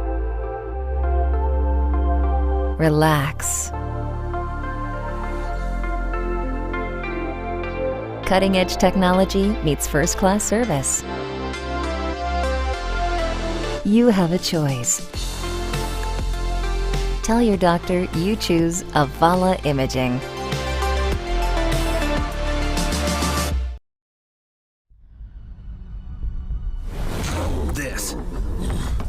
This is a walk-on athlete. They push harder and put their heart into the game. This is the passion we're built on. It's why we put our heart into creating game day with a taste of Louisiana.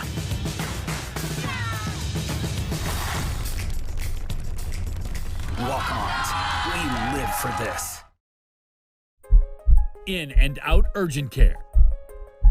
Serving our community with rapid COVID testing, flu shots, DOT CDL physicals, treatment for allergies, rashes, cuts, cough, and cold, and state-of-the-art on-site x-ray. Visit any of our 4 locations 7 days a week or bring the mobile care van to your business and test up to 300 people daily. Schedule your appointment online at inandouturgentcare.com. In and Out Urgent Care and Occupational Medicine. Feel better, faster. I want to see it, but I'll hear it. And we're back live over at the Heap, and St. Paul's in a vicious battle against the Destrehan Wildcats. Got Cade, not Cade Lanu. We got Logan Ponov going to lead us off here. Yep. Left-handed hitter. Wolves down 4-1 right now. Russo went back to first, and Logan. Oh, that's a shot. Come on, drop. Hang up a little too long for him. It's good hit. That was good wood. Caught him a little bit out in front on that. Cade did a good job of staying. I keep wanting to say Cade. Logan did a good job of staying through the ball. Drove it. Next up, the Wolf, #9, Winchester. All right. Now we got to get some. We got to throw some stuff down there. Come on. All right, let's see what we can do here. Let's try to make something happen. Yeah. Some base runners here. All we really need to do is put together a couple hits, build a little bit more momentum back up. Let's get back into this thing. We have some balls flying around the field all day today, but we've only had 5 hits. Oh, get out of here. Got out of a little jam job right there. He got a little big on that one. I was hoping he'd get a little blooper, right behind the shortstop. Yeah. Still, base hit, doesn't matter. Doesn't matter what it looks like.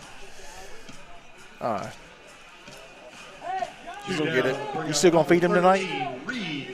Yeah, I think the first one gave him. I got to feed him. If he had to eat a little bit more, maybe that ball would have went out. Yeah, 2 more push-ups here. Got to grunt that out. Reed Gallagher coming into the box, number 13. Trying to do a little drag bunt action, which, 2 outs with his speed. Man, if he can just get on base, get a runner in scoring position within 2 pitches. Yep.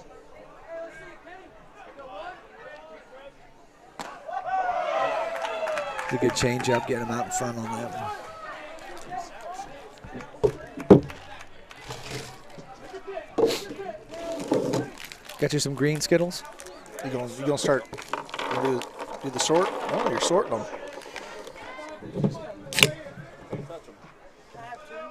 Right now you can't, but you can. 1-2 to Reed. I'm thinking he goes back to that changeup. Maybe not. Reed Gallagher, 1-2 count, center fielder for the Wolves.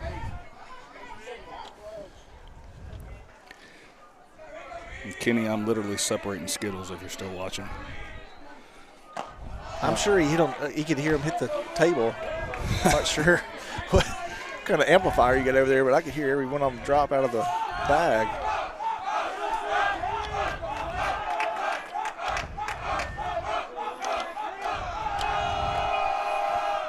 Yeah. Big cut from Gallagher. Big strike 3 to end change the up fourth. again right there. So at the end of 4, Destrehan 4, St. Paul's 1, and we'll be right back with a word from our sponsor.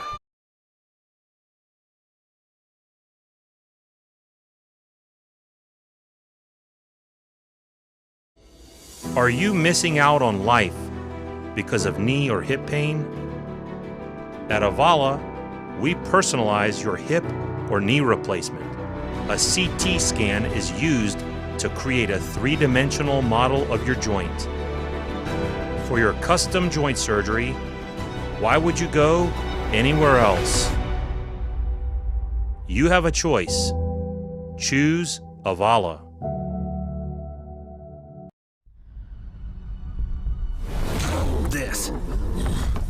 This is a walk-on athlete. They push harder and put their heart into the game. This is the passion we're built on. It's why we put our heart into creating game day with a taste of Louisiana.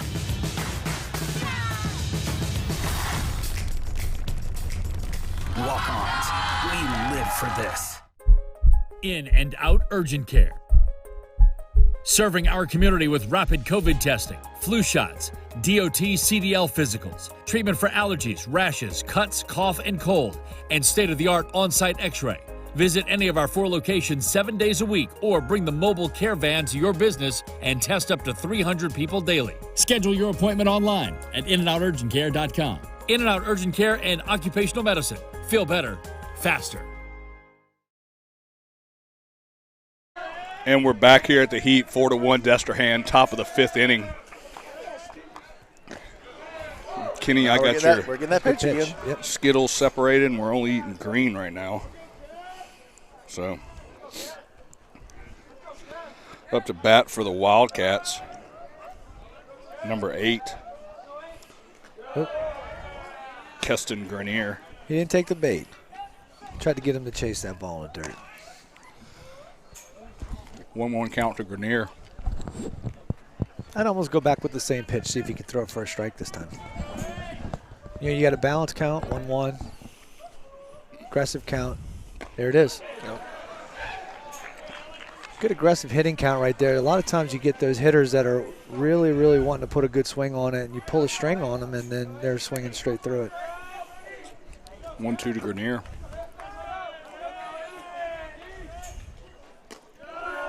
Good spot low and in. Grenier doesn't look like he's, or Barrios doesn't look like he's too happy with it. I think I maybe missed a spot.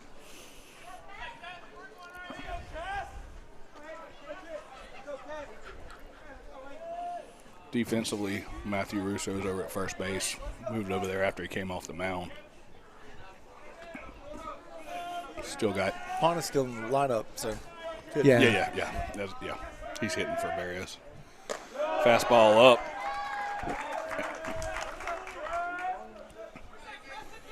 Gonna make it 3-2. Scoreboard operator's off a little bit. Ah, there we go. We got it. 3-2.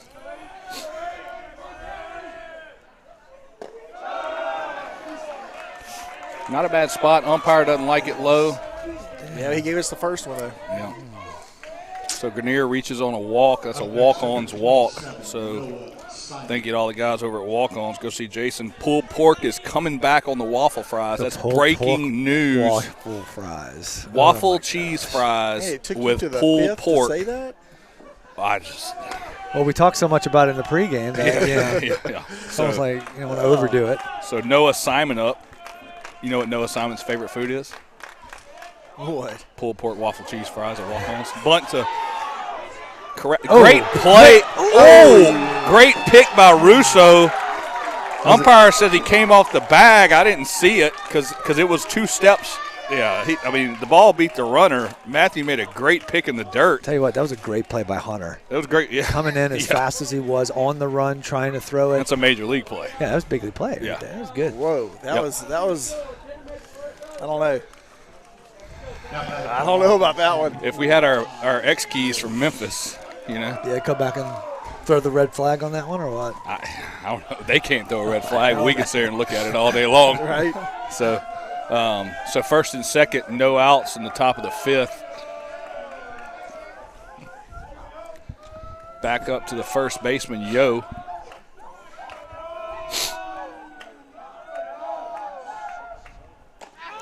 Fastball up and in, and Yo takes it. Yo is 1 for 2 today, double in the gap in the first inning, and flew out to right field in the 3rd. Big hitter.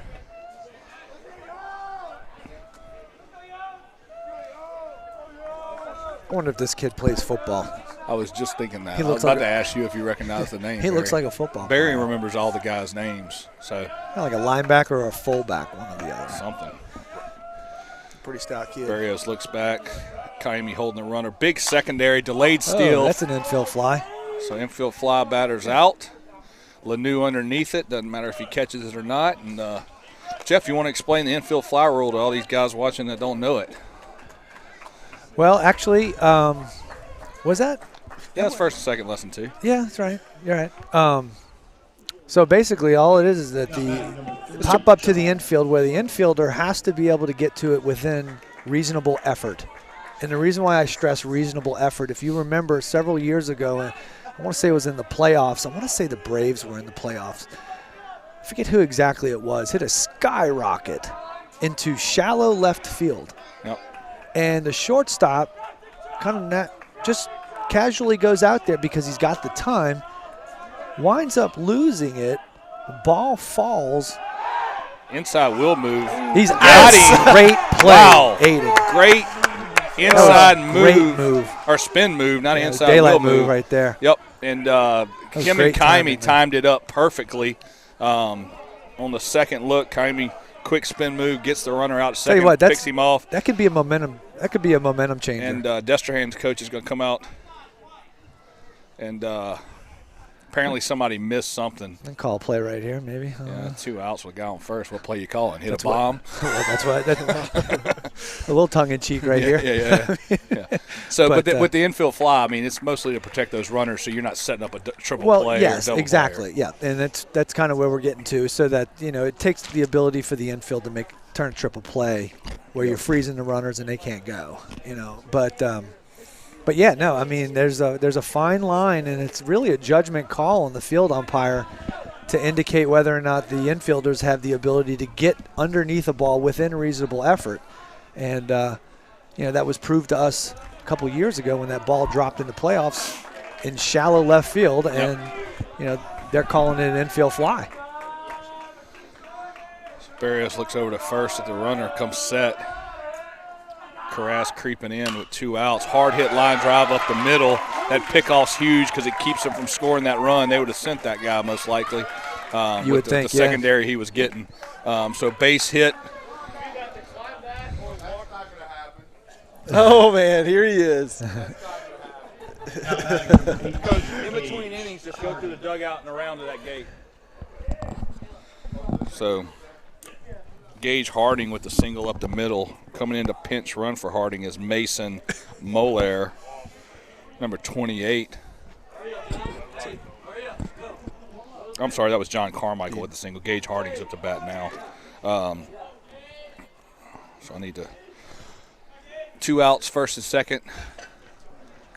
Tell you what, Destrehan came out hitting the ball tonight. Yep. They are. How many hits do they have? 5. How many hits does Destrehan have? 5. 5? If the scoreboard's correct, it says 5. 5? Yeah. Okay. But, I mean, it just seems like a whole lot more than that. It seems Yeah. like balls have been flying around all over the place. Yep. 6. So they might not have gave one of those infield singles or something. Yeah, maybe so. Or that ball over there, they might have. Who knows? So everybody scores it their own way. That's my next question is well, Barry, you already got your one question for tonight. You can't ask him that. That's my next question is how are those determined? Is that by committee? It's. I mean, Not so much there's tonight, rules. There's but I'm talking rules of about- keeping score, but there's some plays where it's that guy's preference. I mean, it could be a hit or error either way. I mean, it's the drop fly ball between the 3 fielders that nobody touches, not an error. Mental error. It's a but mental error, but it's unfortunately, not you a can't scorebook put, error. You can't put that on anybody. Yeah. And I mean, there is some discretion there. So yeah. Noah and I were talking about that the other night and how those were determined. But, that they were we were watching some college baseball. And now if it hits one of those guys' gloves because they snaffle it up and somebody sticks his glove out last second and hits it, that's an error. Okay. Yeah. But is it one guy or is there Well, whoever's glove it It's hits. the score. No, It's the scorekeeper. It's the scorekeeper's discretion. Yeah. I didn't know Unfortunately. there was a couple of those guys up there that were deciding this as college. a committee. College, they are in a playoff game. Yeah. I mean, there's probably an official up there. And there are times where even players and maybe even managers will go up to the scorekeeper and they'll dispute whether or not certain. I mean, because look, at the end of the day, guys in the big league level, they get paid based on their numbers, right? Now in the pros, I mean, there's guys that do that for a living, Yeah, right? right. So, and like Jeff said, they might tweak something here or there, change an error or fielder or not fielder source error or something like that to a hit. Something like that. But, you might have this game where we might say something's a hit or an error. The guy up there might say something totally obvious, and then the coaches keep their own scores too, so for their stats. So, usually you'll see college and down kind of some home field advantage type deal. Big hit. Reed Gallagher tracking back. And he makes the third out catch to. You want somebody like Reed back there when that ball gets hit. He got all of that one in the top of the 5th. So with that, we'll thank our scoreboard sponsor Avala, and we'll be right back with looks like Coach Mike Stantz coming up to the booth. Sundog. So offensive line coach Mike Stant coming up here. Also so is he at the game or was he listening to the game? I don't. Man, if we're getting people to drive up here because they're listening. Hey, I'm liking this. So we'll be right back with a word from Avala.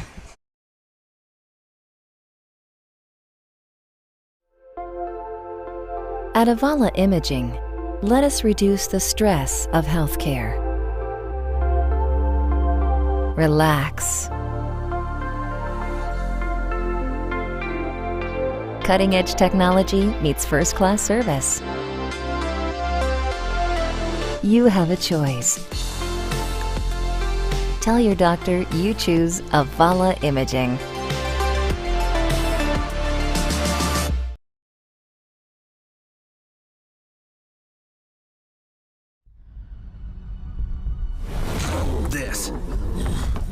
This is a walk-on athlete. They push harder and put their heart into the game. This is the passion we're built on. It's why we put our heart into creating game day with a taste of Louisiana.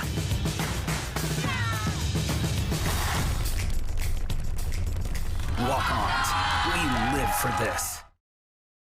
So we're back, WPBN live in the St. Tammany Ochsner WPBN streaming deck, and we do have the infamous, the one, the only, the one we've been asking for, Coach Stant. So I appreciate you guys having me because I tell you, the 2 weeks I was quarantined, I watched the whole Hammond game that y'all did. I've been watching a bunch of these games, and we've been trying to get out here. I've just been working a whole lot. So, well, we couldn't get your agent to line it up. So I'm glad we made some phone calls. My agent works me really hard. I'll tell you that. Yeah. My agent works me. Is really Melissa hard. your agent? She is my agent. So if you're just joining us, Coach Stan, offensive line coach. Also umpire. I know you did a Delgado game the other night. I saw. And you did an 8th grade game here. So 8th grade to JUCO. Yes. And I did a softball game today. So nice. So I tell you what, Cade, boy, I tell you what, he works hard, boy. Big cut by Lanou, back left fielder getting under it for the first out of the bottom of the 5th. I had him in PE in football, boy. What a hard-working kid, man. Oh yeah, such a hard-working guy. Now you got the big animal coming up right here, so hopefully he can get it started right here. He's been on a tear. Yeah. He's been on a tear. Back to the top with number 11, Cade Anderson. Coach, I found out that you were an umpire. I think I was watching a 10-year-old game. Yeah. 11-year-old game. Yeah. And I watched a shot come off this kid's bat. Attaboy, Cade. Hard hit ball by Cade Told you, Anderson he's to going to get it started. Yes. He's a big-time competitor. Not only is he a talent, he's just a competitor. Yeah. He's got it. Whatever it is, he's got it. Oh, yeah. He's got it. Every bit. And I watched the ball come off your knee just as hard as it came off the bat. Right. Okay, behind the pitcher's mound. Right. And you walked it off like it was nothing. Well, I like tell you just walked off. I was like, there's no way. Believe it or not, I took one off the forearm yesterday, and that felt really good right there. Yeah, left-handed batter. The catcher moved to the left, and the pitcher threw it down the middle and went right off the forearm. It was so bad, Joe Sherman came out and checked on it. Joe Sherman doesn't come out and check on anybody. Shout out Joe Sherman. Yeah. Ball 1 to Spalita. So Steven Spalita up the bat. Cade Anderson on first.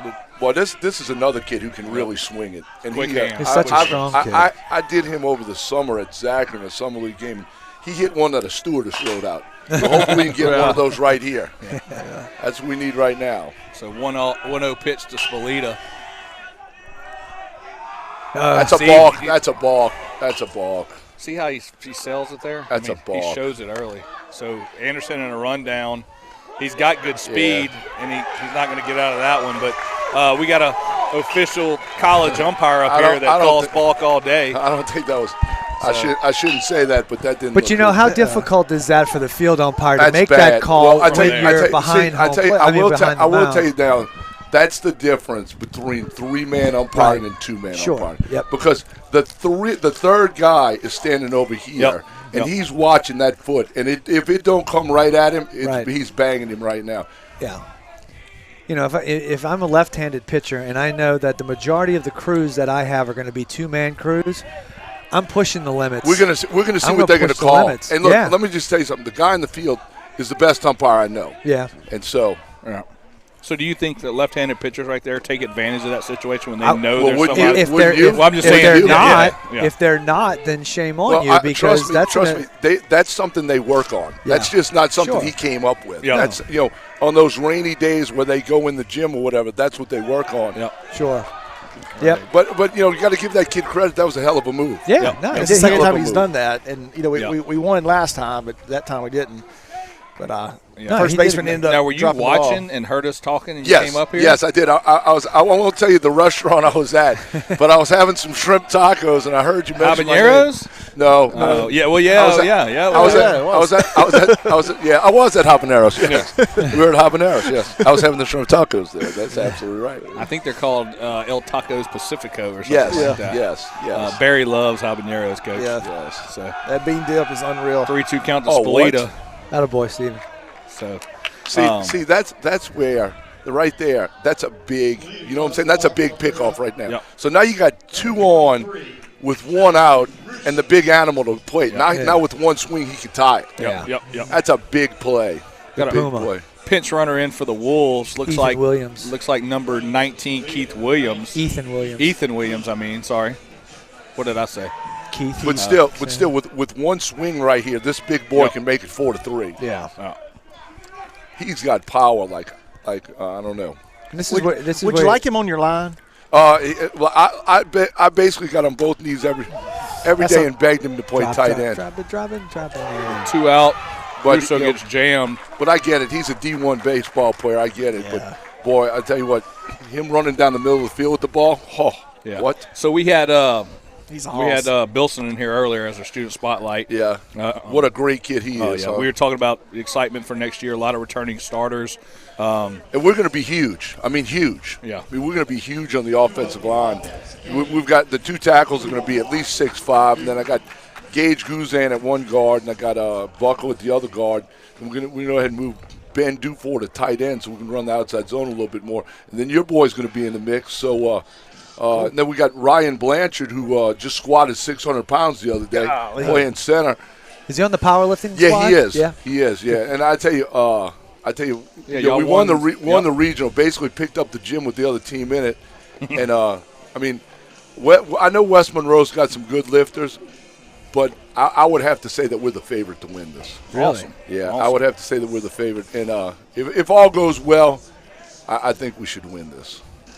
Talk a little bit about the like. It's a meet? Is it like an okay, event? so like, how does that play out? okay. In powerlifting, there's 3 lifts: squat, bench, and deadlift. Okay. And you get 3 lifts in each. Uh-huh.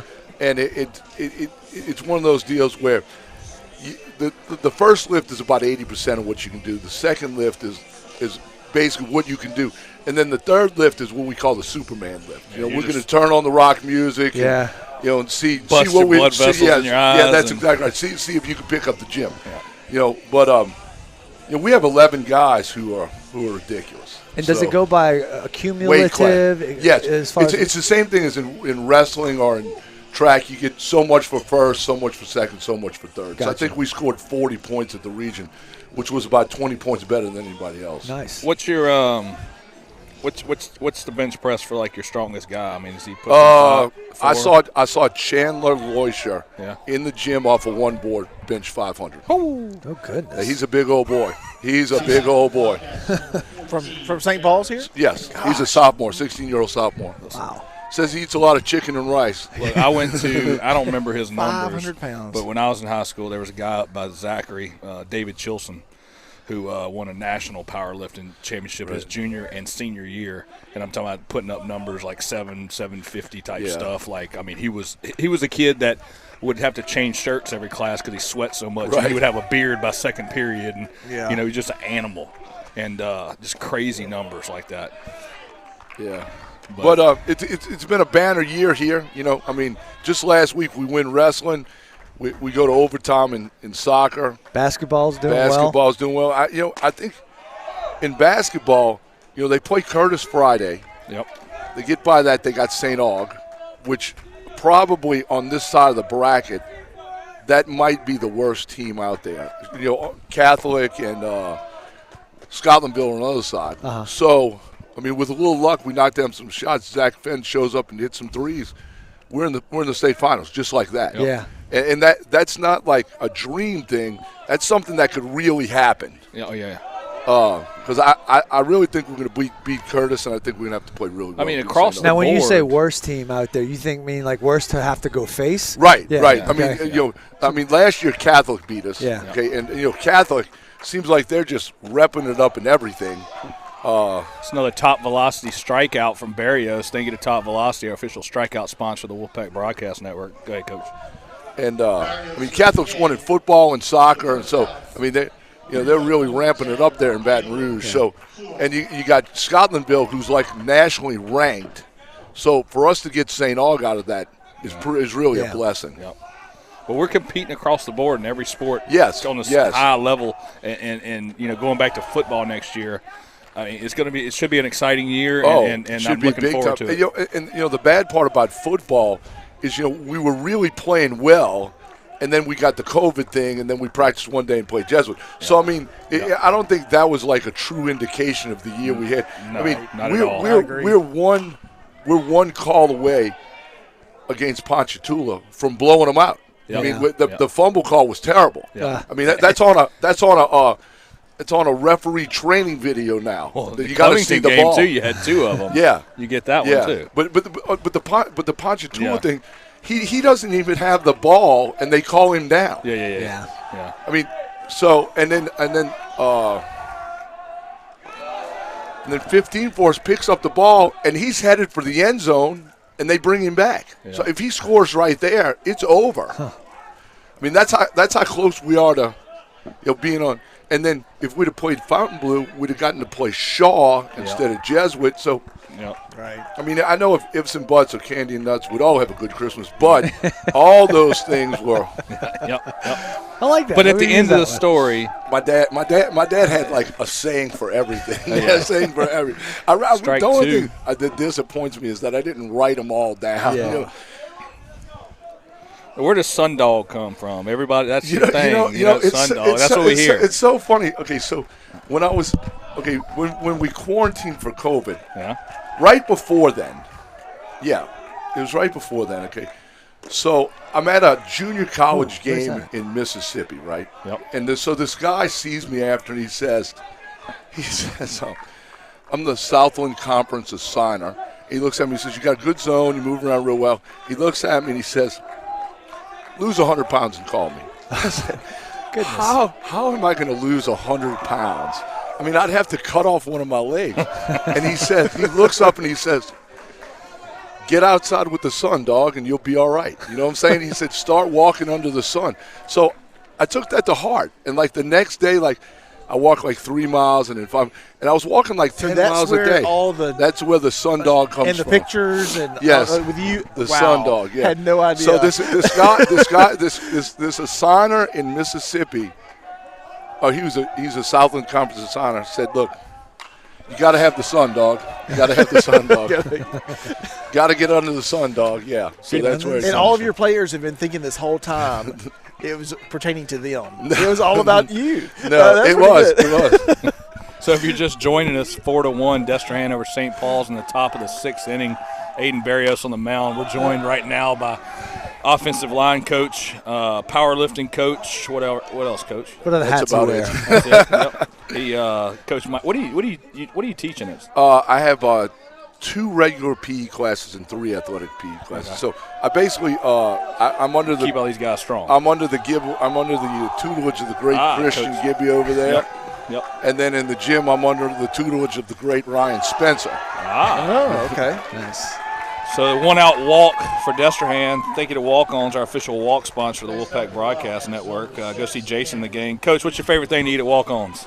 That hickory burger? I think that's what I saw you eating last Listen, time. what was that thing we got to eat at Walk-Ons, which was ridiculous? Ridiculously and good. that meaning good. Yeah. In a good way. I don't know, but the last time I was over there, I don't remember, but it was ridiculous. Was it the Krispy Kreme bread pudding? Yeah. All of that was good. All of that was good. Yeah. All of that was good. So thank you to Walk-Ons. Yeah. Back door from Spalita. Over to Russo. All right, look, it's been real and it's been fun, but I'm going to go sit up in the stands. All right. What appreciate you guys having us. Can we? Thank you, Coach. Can we talk to your agent next? No. Okay. Oh, dang. I really felt like she could tell us a lot. Yeah. Thanks, Coach. Coach Mike Stan, offensive line and powerlifting coach at St. Paul's. And stand-up comedian. Good, all-around good guy, loud guy. Somebody that's fun to be around. Always got a good all this story. time, Noah goes, That's some Dad, good look, sayings. I got a picture from Coach Stant, and it says Sundog. And I think that Noah took it as he needs to get out there and start to work. But,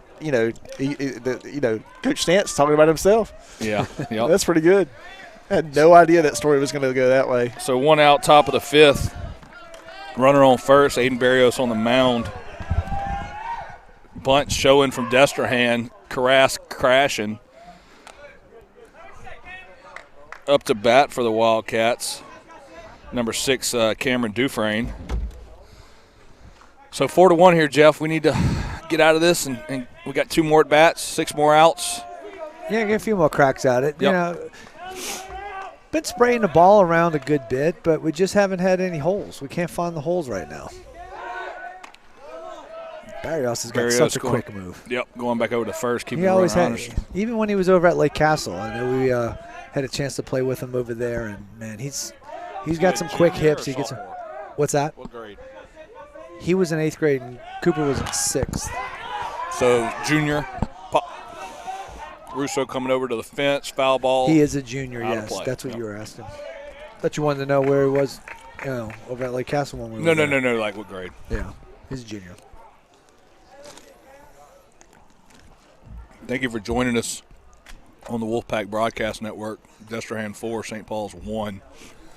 Top of the 6th inning, 1 out. Aiden Barrios on the mound. 2-2 count to Dufresne. We had that 1 run scored by a sacrifice fly by Trent Kayemi, scored Hunter Koras in the bottom of the 2nd inning. Got somebody out there watching what Matthew Russo's nickname is. I told him Puma, and then they wanted to know what a Puma was. So it's not the tinny shoe, it's the cat. Yep. Pick off over to first. Russo gets crossed up. It hits the runner in the rib cage. That one stings. You're at a full extension trying to reach for the base, and then, the ball comes flying right into your ribs right there at full extension. Yikes. So a Puma is a large cat. It's almost like a panther type deal. So it's a big cat. Runner going, blocked by Spolita. I think he had a shot right there. Standing up safe at second, so full count, 1 out, runners on second here. And if we can just keep this within, 3 runs, get a shot to win at the end. Yep. 1 swing of the bat. Got to get some base runners. Yeah. Not get, picked off by the lefty with the bulk move. Yeah, just keep it close. Doesn't help you.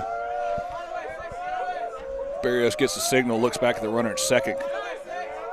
Kaimi right behind him, kind of creeping in. Now he's backing off. Runner gets another step. Good secondary lead, and that's another walk. And Kaimi. Thank you.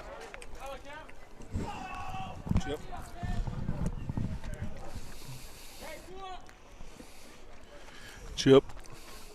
We got a mound visit. And thank you to River Rock, our official pitch and change mound visit sponsor. Thank you to Alan and the guys over there for all your countertop needs, granite, quartzite, whatever. They got it. Marble. Leather. Jeff has leather countertops. It's leather textured. Jeff has leather Not countertops, leather. Barry. Leather textured. Leather textured. Yeah, it's actually. I heard you actually killed the cow. Killed the cow? And stretched the leather yourself. I did. I was out there. He's a tanner. Hanging in. What is it? It was hanging in my garage. Is it a tanner? Isn't it? Who does hides? A tanner? Yeah. But is that the official name? I know tanning a hide is it, but is it? But I mean, someone that works hide is a leathersmith. The tannery is where they tan the hides. But is it a tanner? I think it's a tannery. I think it's a tanner. Well, we'll go to commercial break real quick with a short word from Avala, and we'll figure out what they're doing with these hides, and we'll be right back.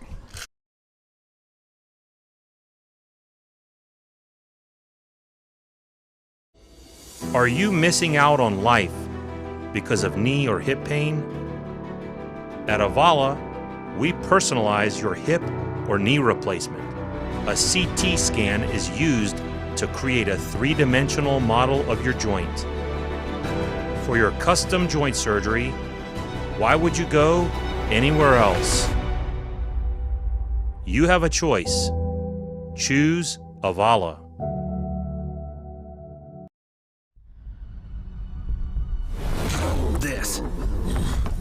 This is a walk-on athlete. They push harder and put their heart into the game. This is the passion we're built on. It's why we put our heart into creating game day with a taste of Louisiana.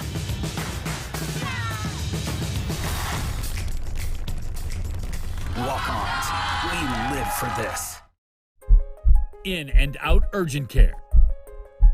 Serving our community with rapid COVID testing, flu shots, DOT CDL physicals, treatment for allergies, rashes, cuts, cough, and cold, and state-of-the-art on-site x-ray. Visit any of our 4 locations 7 days a week or bring the mobile care van to your business and test up to 300 people daily. Schedule your appointment online at inandourgentcare.com. In-N-Out Urgent Care and Occupational Medicine. Feel better, faster. And we're back live at the Heat, 4-1 Destrehan over the Wolves. Runners on first and second, 1 out. New pitcher, number 1, Ryan Sherwood. Hunter Sherwood. First pitch ball up to bat for Destrehan, number 11. Got the trucks revving in left field. Riley Cardinal up to bat.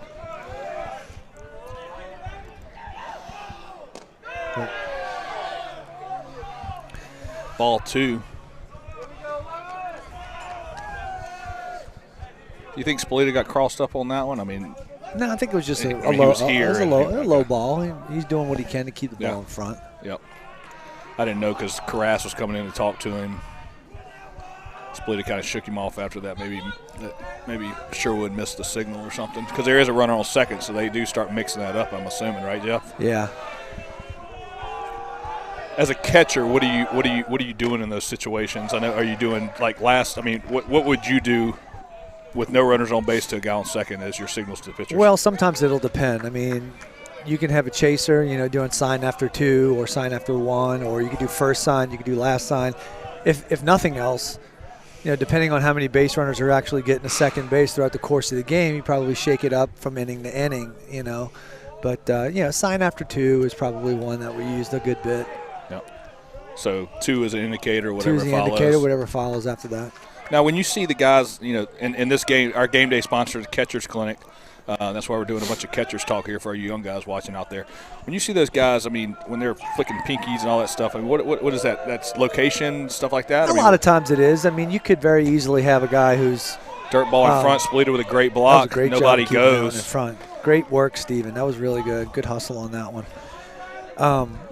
Yeah, I mean, obviously a sign can mean anything specific. Traditionally, you get a little pinky action, mean like, hey, we're going to call fastball this side of the plate. Index finger means we're going in that way. So it all depends. It all depends how much trickery you want to add into your signals. Good fastball from Sherwood. Full count on the batter. That was a big hack right there. Yep. How about elevation? As far as elevating the ball, yeah. What kind of indications are you giving? Usually, I mean, there's sometimes where you could do a thumb up. You'll give a fastball thumb up, or you can, flip your fingers going up a little bit, or you kind of give the glove a little bit higher up, let them see where you want it to go, then reset. Good pitch from Sherwood. Umpire says it's a little bit high. It's going to walk the bases loaded. As a catcher, Jeff, sometimes you see the guys, giving their signals and almost trying to fake the batter out, I guess, from peripheral vision of putting that glove up and then moving inside. Yeah. I mean, have you caught guys kind of peeking back, trying to see something? You will from time to time. I mean, guys are going to try to do anything they can get anything to get the edge. But when it's all said and done, you can hear setups, you can hear footsteps. Yep. So there are certain times where you do, as a catcher, want to kind of disguise location or whatnot. So first pitch ball to the batter for Destrehan, number 8. How about dragging fingers down beside you in the dirt? What's that usually an indicator of? I mean, look, you can do anything really. I mean, there's times where when we're calling pickoff, like in this situation right here, there are times where if you're in cahoots with the first baseman, and I wouldn't probably do it with a left-handed hitter right now, but I think that's what Cooper and Caden used to have, something with dirt, yeah. and Well, pat the hip or something like that. As a catcher, you always want to be in communication with your infielders, and specifically your first baseman, because there are plenty of times, like in this situation right here. Yep. I'm pretty sure the little guy leading off of first base is not necessarily expecting a pickoff situation over here, and if you get a big swing and you wind up catching it off of just and swing and a miss, yep. It's a perfect opportunity because as a base runner, you're looking to try to take that extra hop and read contact. Yep. And, as you see swing, you're having a tendency to probably lean towards the base that you're going towards. Good cut. So perfect opportunity to try to. Yep. Strikeout, top velocity strikeout. So thank you to Brent Porcio and Dr. Pat McNeil. They'll be in the booth tomorrow night. We got tons of guests, man. We got walk-on showed up the other night. We had Grant Bilson in the student spotlight. Mike Stant leaves Habaneros to come see us. I don't. We just got a lot of them, man. We may need to sign him on. Yeah. Yeah. So bases loaded, 2 outs here in the top of the 6th inning. Big strikeout by Hunter Sherwood. Ball 1 to number 27 for Destrehan. The outfielder Noah Simon, center fielder. This is a pivotal moment right here. 1-0 count to Simon. Good fastball by Sherwood. I tell you strike what, one. that fastball off of his changeup that he threw just a second ago, it looks like, it's adding, 10, 12 miles an hour of reaction time to that. Yep. And that's where I was saying before, it's not necessarily how hard your hardest fastball is. You can overemphasize that with the softest changeup that you throw. There it is right there. Yes. Look at it. He's way out. That is way out. When you talk about affecting timing, yep. Man, you can have a guy who throws 84, but he has, a 60-something mile per hour changeup, and, almost 20 mile per hour difference is all it takes. Yeah. Especially when they get out on that front foot and they're leaning. I wouldn't be surprised if he comes with a fastball. Ground ball to Carras, just touched the bag to end it. So,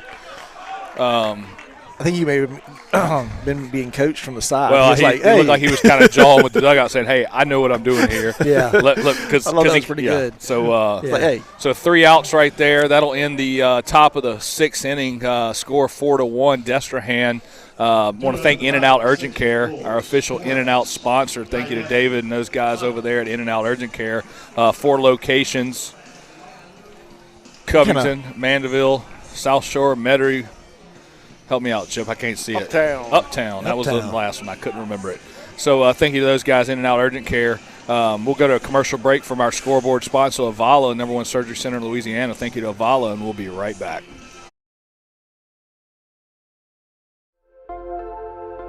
At Avala Imaging, let us reduce the stress of healthcare. Relax. Cutting-edge technology meets first-class service. You have a choice. Tell your doctor you choose Avala Imaging.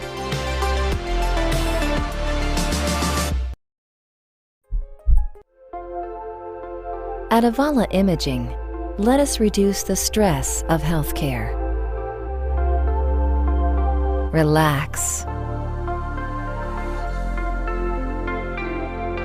Cutting-edge technology meets first-class service. And we're back live at the Heap. Hunter Carras at the plate. No outs. Bottom of the 6th inning. St. Paul's down 4-1. Tell you what, they're letting this little guy ride out, man. No action in the bullpen. He's done a good job keeping people. As soon as you said it. Yep, there we go. All right. Seth Kinney is his name. Left-handed pitcher here. He's got a couple pickoffs. Questionable move, but he's getting the job done and keeping people off balance. So you got a right-hander warming up in the pen, so they're going to try to complement what he's been showing all night. So 3-0 here to Carras. Be a big leadoff walk. I mean, that's what you're down by 3. You need that leadoff runner on. That's it right there. I think and that's another Coach Jeff said that it's like 75% of the time they score. Yep. Or was it 98? It's going down. It's coming down. We're going to go back up again. And that's a walk-ons walk. Thank you to those guys over at Walk-Ons. We want it to be 90. Because Hunter walked earlier in the game and he wound up scoring. Yep. I would imagine we're going to get a pretty defensive lead here and let him go to the plate, right? So. Yeah, I mean, obviously his run right here doesn't mean anything. Hell, even Trent's run doesn't really mean anything. But we just want to maintain pressure on the defense right now. So we don't have to get too carried away with the lead. We just want to make sure he goes home. Yep. So Trent Kiteme at the plate, shortstop for the Wolves. Runner on first, no outs, high fastball. Wear it, kid. I think he needed a. Yep. The look on his face was like, oh. Yeah. Yep. So. Ooh. He's been coached. Yep. Now, there's also 2 philosophies right now. I mean, fly ball right back to the pitcher. Kenny's moving off the mound. First baseman coming in to make the play. So, you wear that pitch, you got first and second. But hindsight's 20/20. Right. So. The other thing, too, you got a guy who really likes his pickoff move a lot. Yeah. And he has a tendency to throw over. One of the extreme measures that you can do is really get in a super extended lead, baiting him to want to lift. Yeah. Lift and throw over, and you're going first move. Yep. Which it's a little risky. Because he's not doing a quick move; it's a long, drawn-out move. Sure. So you're going to be halfway before he gets to first. And See, like that right there. Yep. So. Yep. You got a guy fast enough where he can go. You could potentially try to take that one. So, hey, all you guys out there watching, you can order online. And with walk-ons, have your meals delivered or curbside delivery on your way home from the heat tonight. Now that's a balk. There ain't no. I mean, his foot came past me, and I'm halfway up the line. But once again, it's so difficult for the field umpire to see that when he's behind him. I mean, that's a view that you having a third umpire behind the base makes a big difference. Behind first base is what I'm saying. Strike one to Pontiff. So yeah, get all your orders in for walk-ons. It's bottom of the sixth inning. They're pretty quick with this stuff. Get those orders in. For delivery or curbside delivery. Voodoo Shrimp, hand patty burgers. Barry, you like the hickory burger. Yes, sir. Big swing from Pontiff. Center fielder backing up. Carras halfway, sees the catch for 2 outs and goes back to first. And don't forget the Krispy Kreme bread pudding. So, Krispy Kreme. Which I've got to try that. I love bread pudding. And I like Krispy Kreme donuts. Jason came out with that the other number day. You sent me, 900-2234. Is that 985-900-2234, I'm assuming? Yes. So 985-900-2234. You can call, get your to-go orders put in. I recommend the tuna teeny, Uncle B's chicken tenders, hickory burger, and a Krispy Kreme bread pudding, and get whatever else your family wants. So go see Jason, the guys at Walk-Ons, our official walk sponsor and home run of WPBN. Hello. First pitch ball to Cooper Winchester, left fielder, number 9 for the Wolves. Runner on first, 2 outs here in the bottom of the sixth. Winchester connected one earlier in the game we thought was gone and was caught on the top of the fence at the warning track. So, and he's out in front of that one too. 1-1 count here. Cooper aggressive at the plate. Been watching him for a few years. He's a freshman here at St. Paul's. Quick hands, bats from both sides of the plate. Hell of a catcher. He can play anywhere. So excited to see him come up through the Wolfpack program. Good take on that inside changeup. Faking the walk. Cooper says it hit. Winchester says it hit him. It's got him. It's got him hitting him. Yeah. Winchester inside changeup he took. It hit his leg, the umpire saying. So Carras is safe at second. Winchester draws the hit by pitch with 2 outs in the bottom of the sixth. Coaches are going to talk about it. If we had our X keys, we'd have a replay. But they're if we did, you know where they're at, Chip? Memphis. How long have they been there? Yep. So umpires concur. Winchester with a big hit by pitch there. That's a walk-on's walk or a walk-on's hit by pitch, making it first and second with 2 outs. We actually had the if Ethan gets a hold of one right here, we could have a tie ball game. Yep. So Ethan Williams up to the plate. Pinch hitter here in the bottom of the sixth. 2 on, 2 out. He pinch ran earlier today. He did. That's when he came in. They're making Yeah. So I guess Mick was going to remind him that he was staying in. Yeah. So first baseman playing behind Winchester at first base on the lead. Ethan Williams at the plate takes strike one.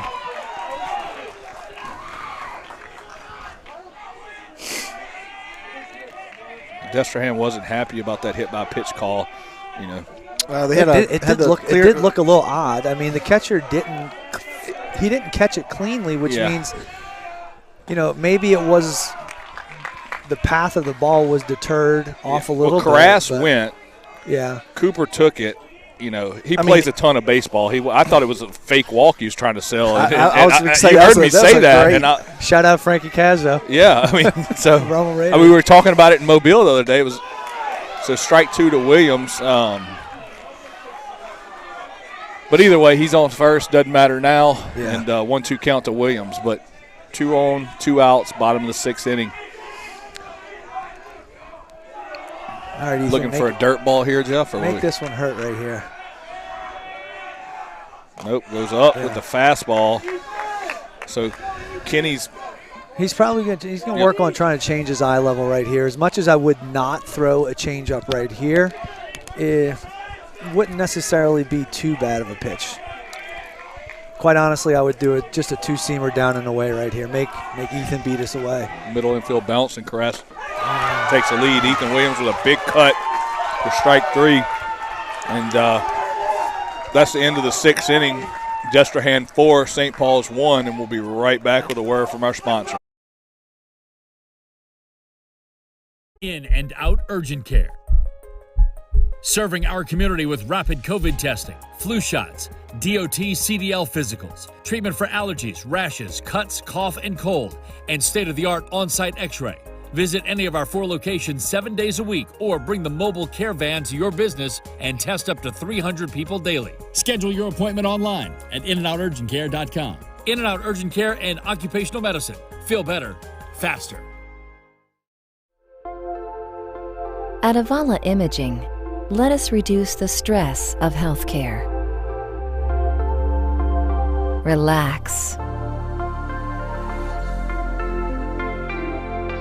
Cutting-edge technology meets first-class service.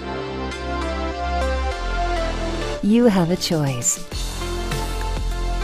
Tell your doctor you choose Avala Imaging.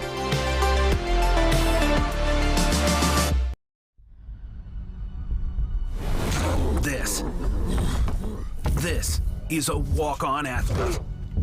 They push harder and put their heart into the game. This is the passion we're built on.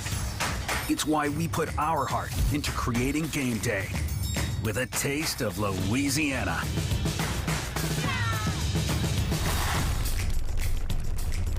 Walk-ons, we live for this.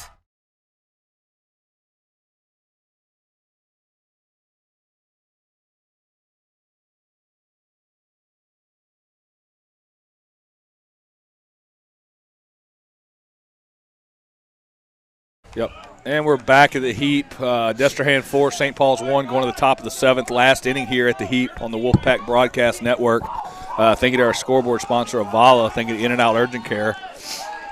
Thinking of all our sponsors, official game day sponsor today, Catcher's Clinic. And we've had a ton of informational stuff coming from the Catcher's Clinic and Jeff Winchester. I've learned a lot. I mean, yeah. So thank you to the Catcher's Clinic. All you young catchers out there. You can reach out to us. We'll go to Catcher Clinic Facebook page. Catcher Clinic Facebook page. Private lessons. I know Jeff does a ton of those. Best around as far as working catchers. Also official catching coach for the Knights Nation, correct? Roving catching instructor, I guess, if you want to call it that. Yep. He's got a lot of hats he wears. Hats, so hats. Athletic Mobility Institute. We're getting that going over there with our mobility screens. And commentator now. I mean, I know. joined the ranks with me and Barry and Chip. Yeah. So I'm just trying to keep up with the big dogs over here. We're learning. So runner on first, Destrehan shows bunt. Our football was getting pretty. We felt like we were getting better towards the end. I'm like, okay. We felt like we were. Yeah. We were settling in. Look, I'm telling you, those first 2 games were we were scared. We're down to the last second and just big wins. So they were exciting. They built up and they had amazing endings. And I mean, literally, I was like, man, I hope it's like this every week. I've been watching football all life. Don't remember games like that. Backdoor pickoff going back to first. Runner gets back safe. John Carmichael at the plate. Ty Yo's on first base. Actually a pinch runner for Yo's. Number 7, Michael Malaire. So Carmichael he didn't bat. with a 2-0 count. I think he batted. I mean, I think he may have. Yeah, he must have went in for Yo's. Yeah. So strike 1. Because he went down Carmichael. down that baseline with a vengeance. Yep. He was fired up.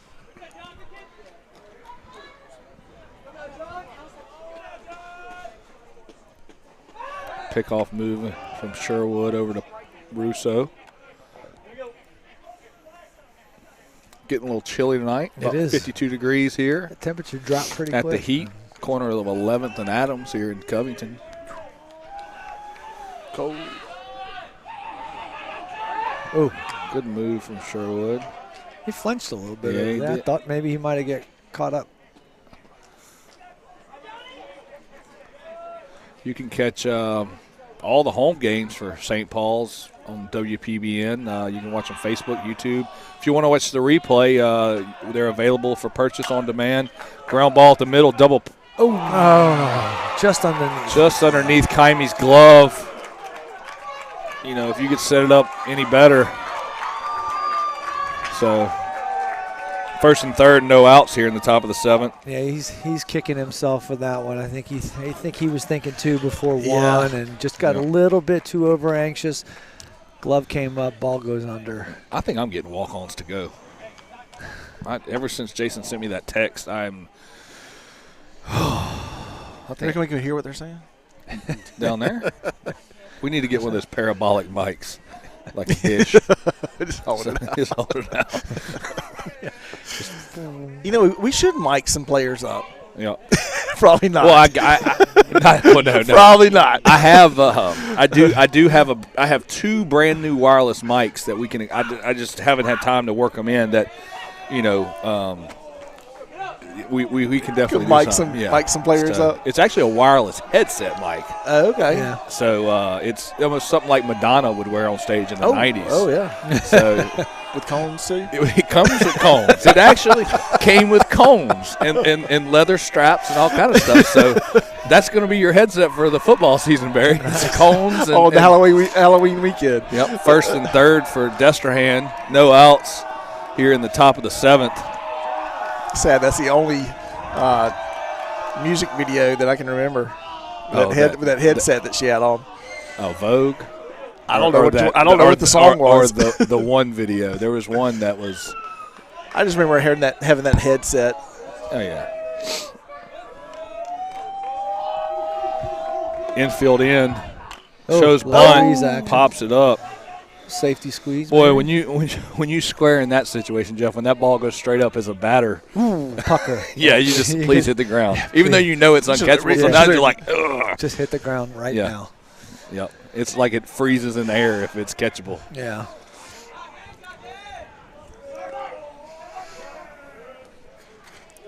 So infield in. We don't want to give up another run here. 4-1 in the top of the 6th. No outs. Runners on 1st and 3rd. High fastball from Sherwood. It's going to make it 2-1 on the batter.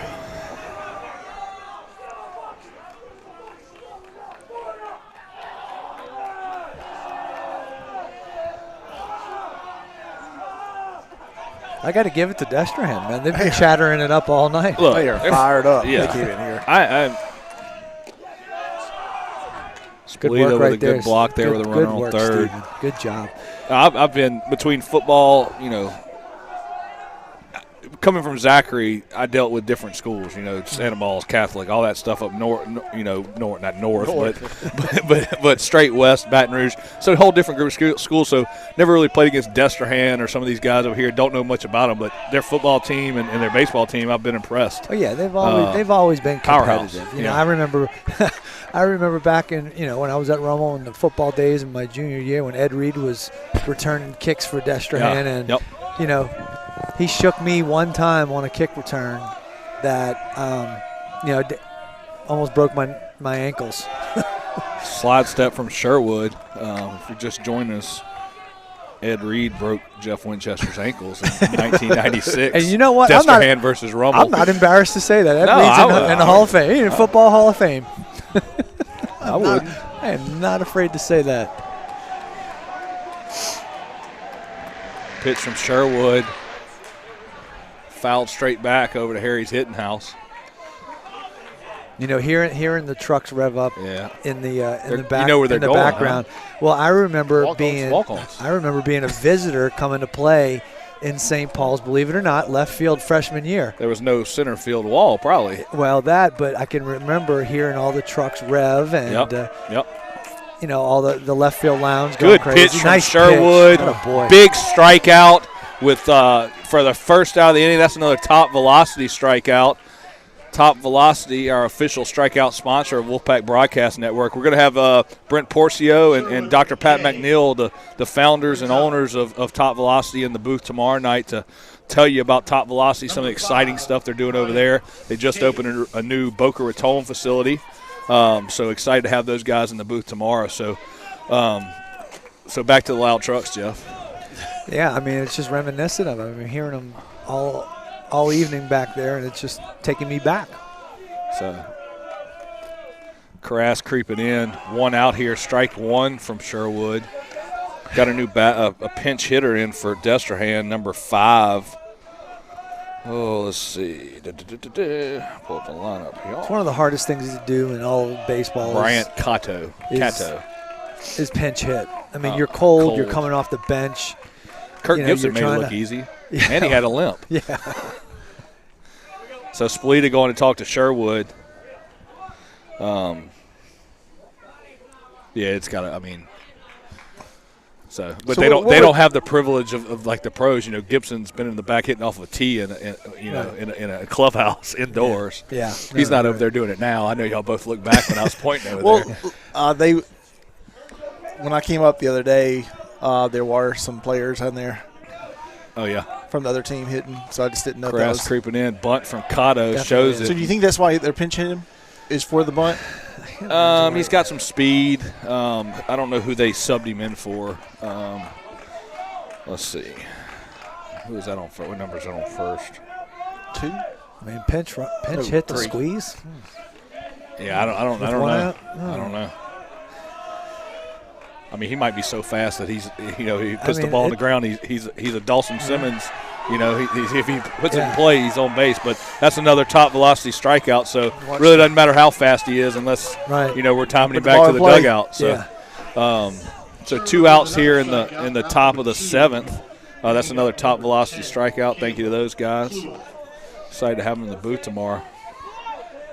I also want to thank Knights Nation, game day sponsor. Thank you to Jack Crescent and the Knights, one of the top programs in the country as far as travel ball goes. First pitch strike from Sherwood. Got to be over 1,000 kids in the program.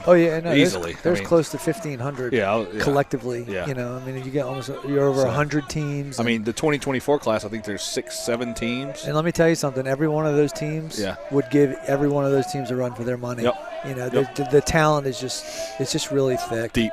Yeah. Big cut. Strike 2 for Destrehan, number 10 at the plate. That's going to be Caleb Clotry.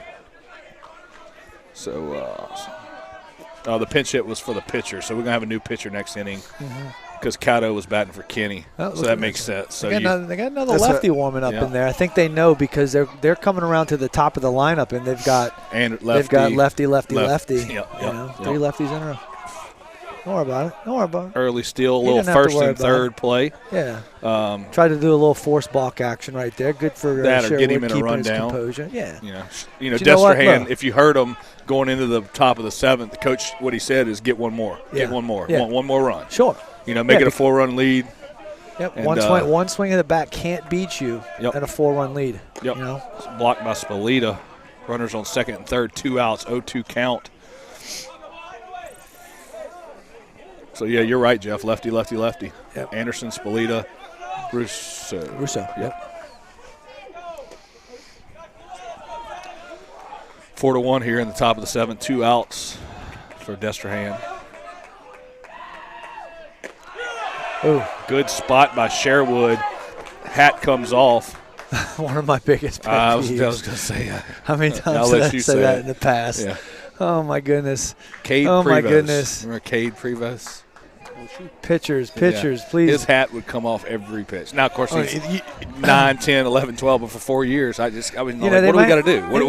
Do we just strap it on? These young bucks don't feel the pain of bending over as much as an older guy does. But, you know, if you're throwing a pitch, you're bending your back.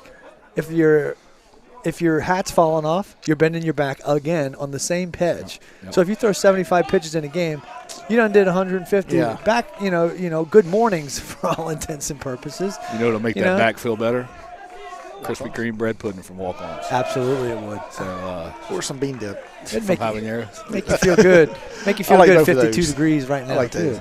Warm Krispy Kreme bread pudding. Right now, I think I'm really thinking Krispy Kreme bread pudding. Some warm. If I'm at Walk-Ons right now watching this game, I'm getting the Krispy Kreme. Yeah. If I've already had it, I'm getting another one and one to go. So that with a little cup of coffee. Ooh, a little shot of Jameson's in it. Hey, there you go. Yeah. There you go. Cade's got Anderson's that. going to be right under it. His Can of speed corn. making it look easy. Yeah. So going to the bottom of 7th. Destrehan 4, St. Paul's 1. We need a few runs. Let's see if we can do it. Back to the top of the order. New pitcher coming in for Destrehan, and we'll Final be right shot back right here. With a word from our sponsor.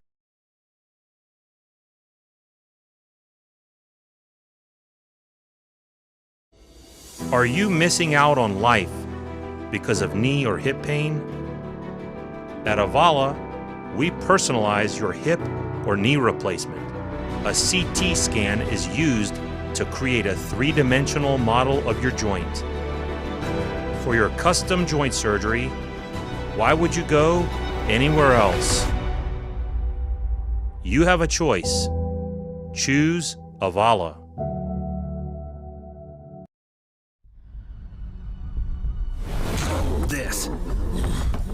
This is a walk-on athlete. They push harder and put their heart into the game. This is the passion we're built on. It's why we put our heart into creating game day with a taste of Louisiana.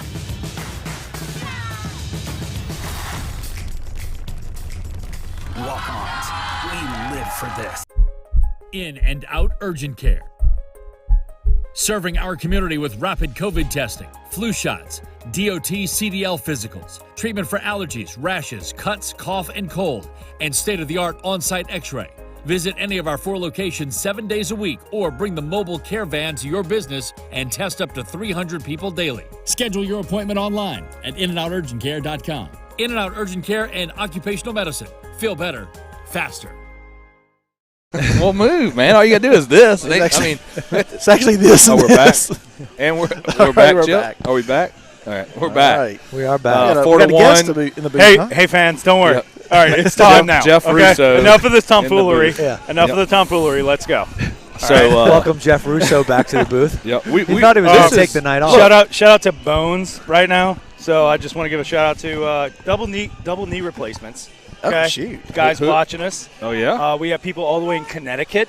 I'm getting texts from. Connecticut. Yeah, we're in Connecticut now. Nice. Right? So we hit 3 countries during football. Absolutely. So we might have some foreign watchers. So, Nana, here we go. Spencer Slayton going to start off the bottom of the 7th. You know, you're our 3rd guest tonight. Thanks not for really having a me. guest, No, but not really a guest, but Grant Bilson, Yeah. Coach Stant. Love it. Now take that back. We weren't going lefty, lefty, lefty. We had Right. we had the 9-hole spot up. Yep. So Spencer first Slayton. pitch strike to Slayton. This kid's done a nice job. He really has all night. Kerry this is Russell. New guy. New guy. Is it? Yeah. Okay. Strike 2. Kerry Russell just texted me, said her mom's watching for the first time, and she says we're great. She Yeah? loves both Jeffs. All right. Well, listen, So- I haven't been here all night, so. Yeah, well, that's see how what much we she can loves do. you. That's I how know. much she loves you. So As you're soon as that you put the good. headset on, you got She- fans. That's good. Breaking ball. New pitcher for Destrehan. Kenny went 6 innings. Now we have another lefty on the mound, number 27, Noah Simon. Breaking ball. Slayton stays back off of Simon's glove. Slayton's going Get to over there. Get over there. Oh, yes. Gonna get back. Get back. Gonna stay Oh, at you made first. He slipped, making the turn on the error. That's a nice job. That's you know, like, lead off runner in the bottom of 7th. hey, Yeah. goes as a hit. Yep. Guy's been there waiting for a spot. Yep. 6 innings. Yeah. Cold. Competitive at bat. Nice Yeah. job. So no outs here Well, in the bottom of 7th. just getting something started. You know, I mean, we'll take it. I mean, how many times have you seen a big inning start by just a little bitty spark like that? You know. Yep. So Cade Anderson up, leadoff batter for the Wolves. Lefty pitcher on the mound, Noah Simon. Slayton with a short lead, watching the ball to the plate. Fastball low and away to take ball 1 for Anderson. I wonder if Skipper over there's got them taken until they get a strike. Take one off the. 1-0 count to Anderson.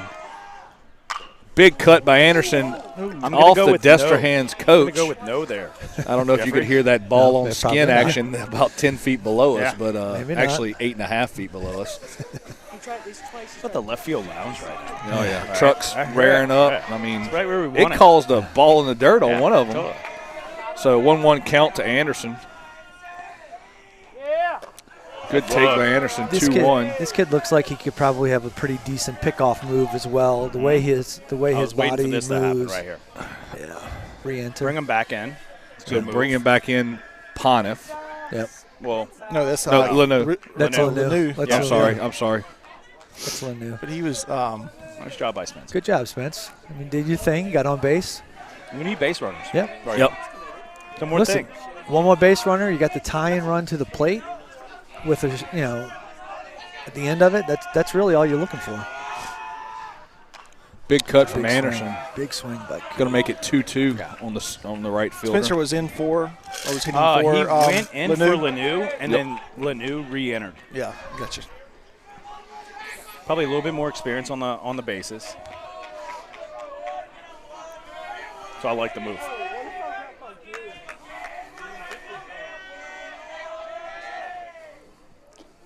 Oh, good eye. Okay.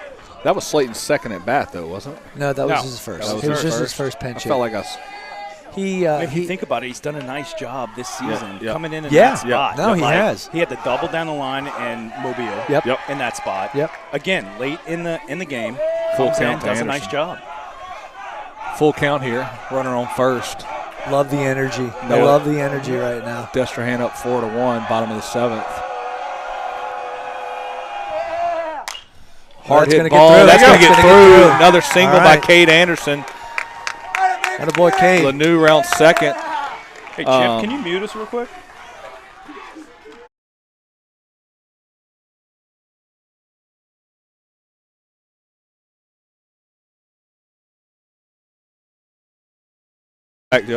Because two got doesn't a do anything. timeout for a pitch and mound visit. That's he can leave, Yep. and I mean from here on out we got guys that one swing of the bat can actually, River Rock Stoneworks, official pitching change mound visit sponsor of the 2021 season for the Wolfpack Broadcast Network.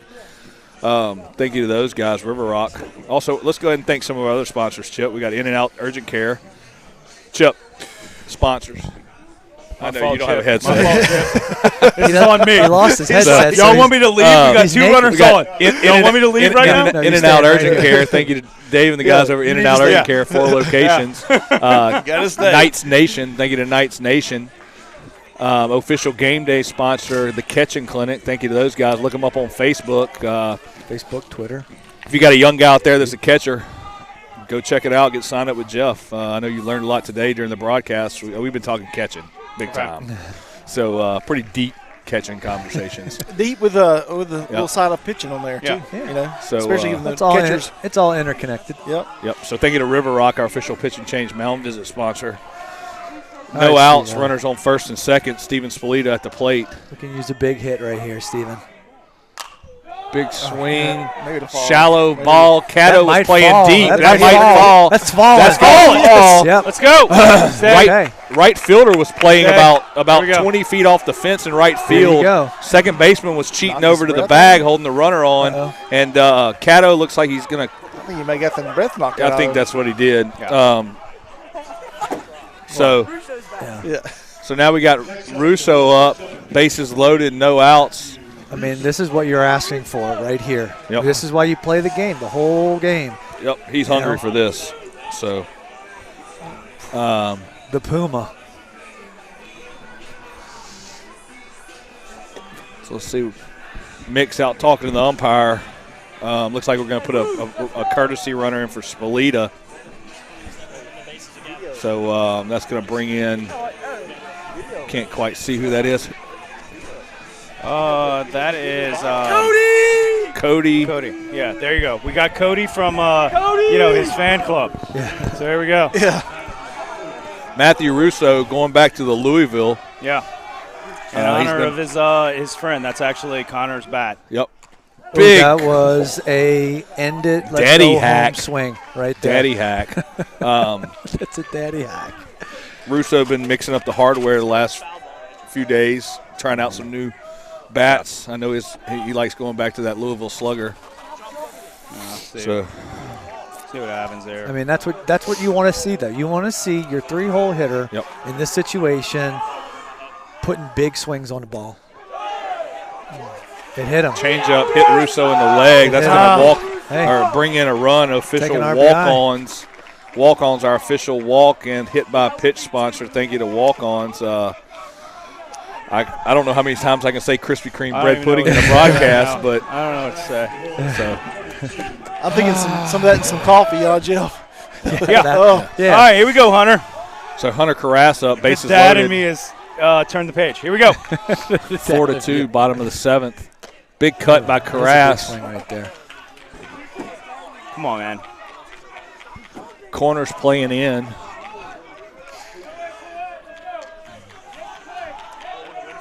Tyne run on second base. No outs in the 7th. High fastball. Make the count 1-1 on Carras. He just smiled at me, right? I saw him. Because he knows I come up here for the comebacks. Right? Yeah. Well, it's working Come on, so stunner. far. Another big cut by Gotta Carras. shorten swing up a little bit, right? Like you gotta play. We're in a situation right now. Less is the new more. That's what you really need to think about right now. Less is new more. So well, if you look, count to Carras. Outfield's playing pretty much no doubles. Yep. Got him. So another big cut for the first out of the 7th inning. Going to bring up Trent Kaime. Carras kind of giving him a tip there, something he saw maybe. Big risk, big reward. Still got corners in. Right, on both sides. I mean, I love the aggression. Yeah. I mean, Hunter's up there swinging, man. Yeah, he's trying to put some pressure on the defense. Yep. Foul ball down the right side. That's going to get way out of play. So 0-1 count on Kaime. Look, it's one of these deals where it's like a learning experience. Trent actually came up in a big spot last year in this moment in a similar tournament, East Ascension last year. Hit a big triple, so let's see what he can do. All-speed pitch for strike 2. What's the situations like this where you almost feel like this is being able to have Connor's bat in the lineup, really. You think about it. And as a dad of 5 years, yeah, absolutely. Like I do. Like you do the what ifs. Good look. So 1-2 count. It's a great point, though, Jeff. I agree. How would the lineup be different? What scenarios would we be in? But this guy's battle tested. Let's see what he can do. Yeah, no, absolutely. I know this is not to take anything away from Trent, but it's big WPBN! Let's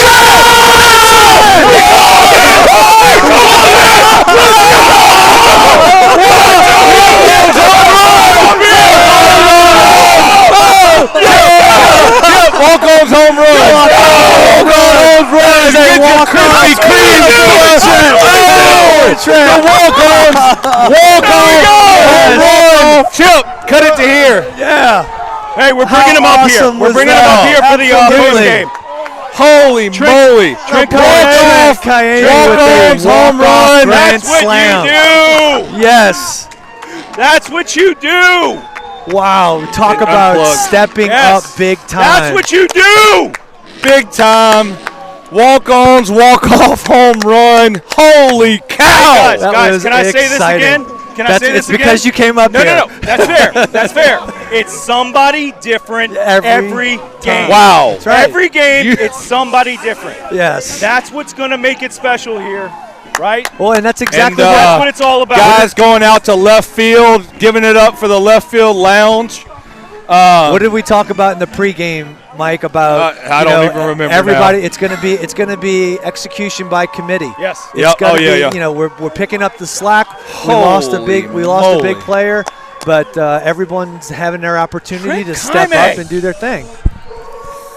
Wow. The wolves are howling tonight. Can I go downstairs now again, guys? If Lenny could put the camera on the players, we could maybe get some action there. I don't. He's up there. He's watching. He needs that swivel tripod. We need him on the, He needs the swivel tripod. Come on, Leonard. We got a party going on, man. There we go, guys. He's got his. He's He's hearing us now. Yeah, there he goes. People are calling him. So, just really proud. Hey, Barry, hand me those cords. Hand me those cords. There we go. Oh, awesome. There we go. The left field lounge, guys. Get the T-shirts can ready. I borrow your headset? Yeah. Okay. We're selling shirts. One second. Hey, Plug that into which one's Barry's? Which one?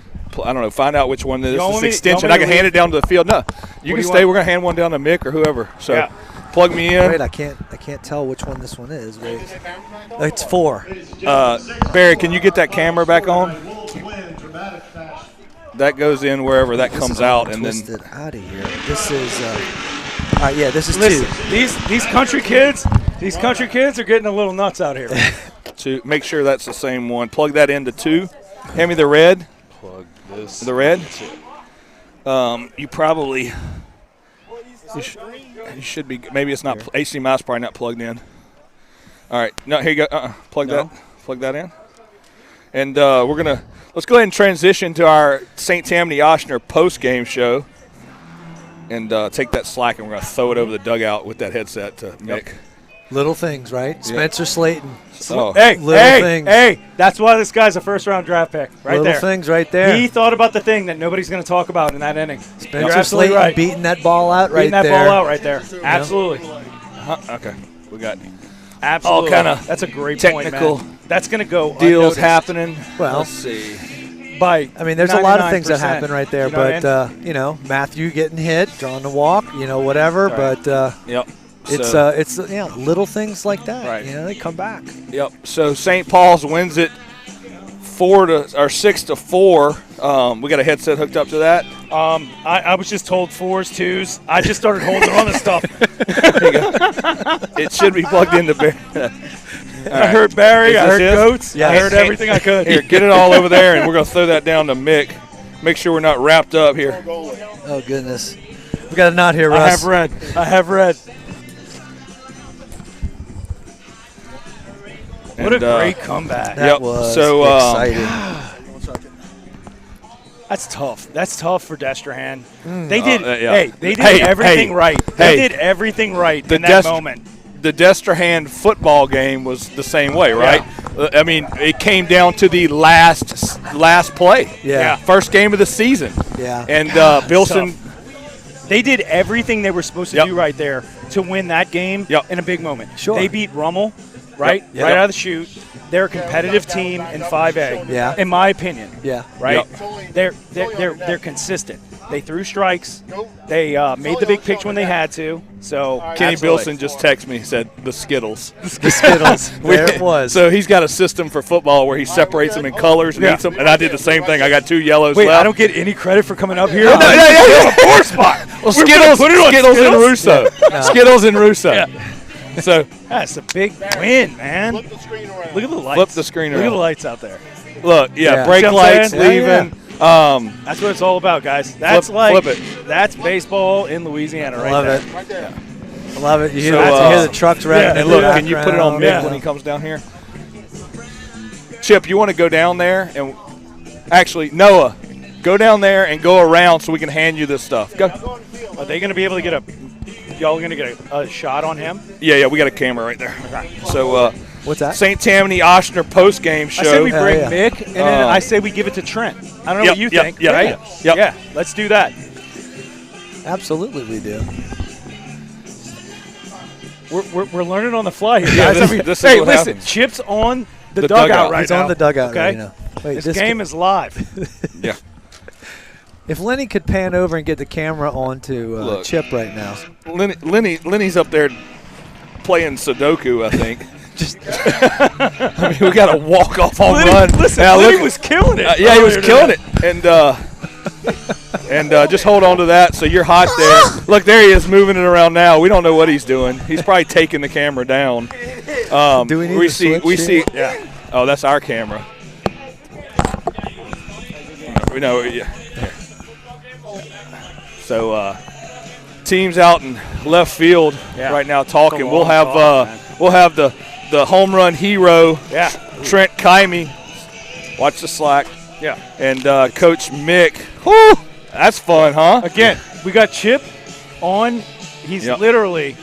I wish we had Chip on Yeah, that's enough slack. You got it down there. Dangerous. If you really think about what we're doing right now, yeah, I love it.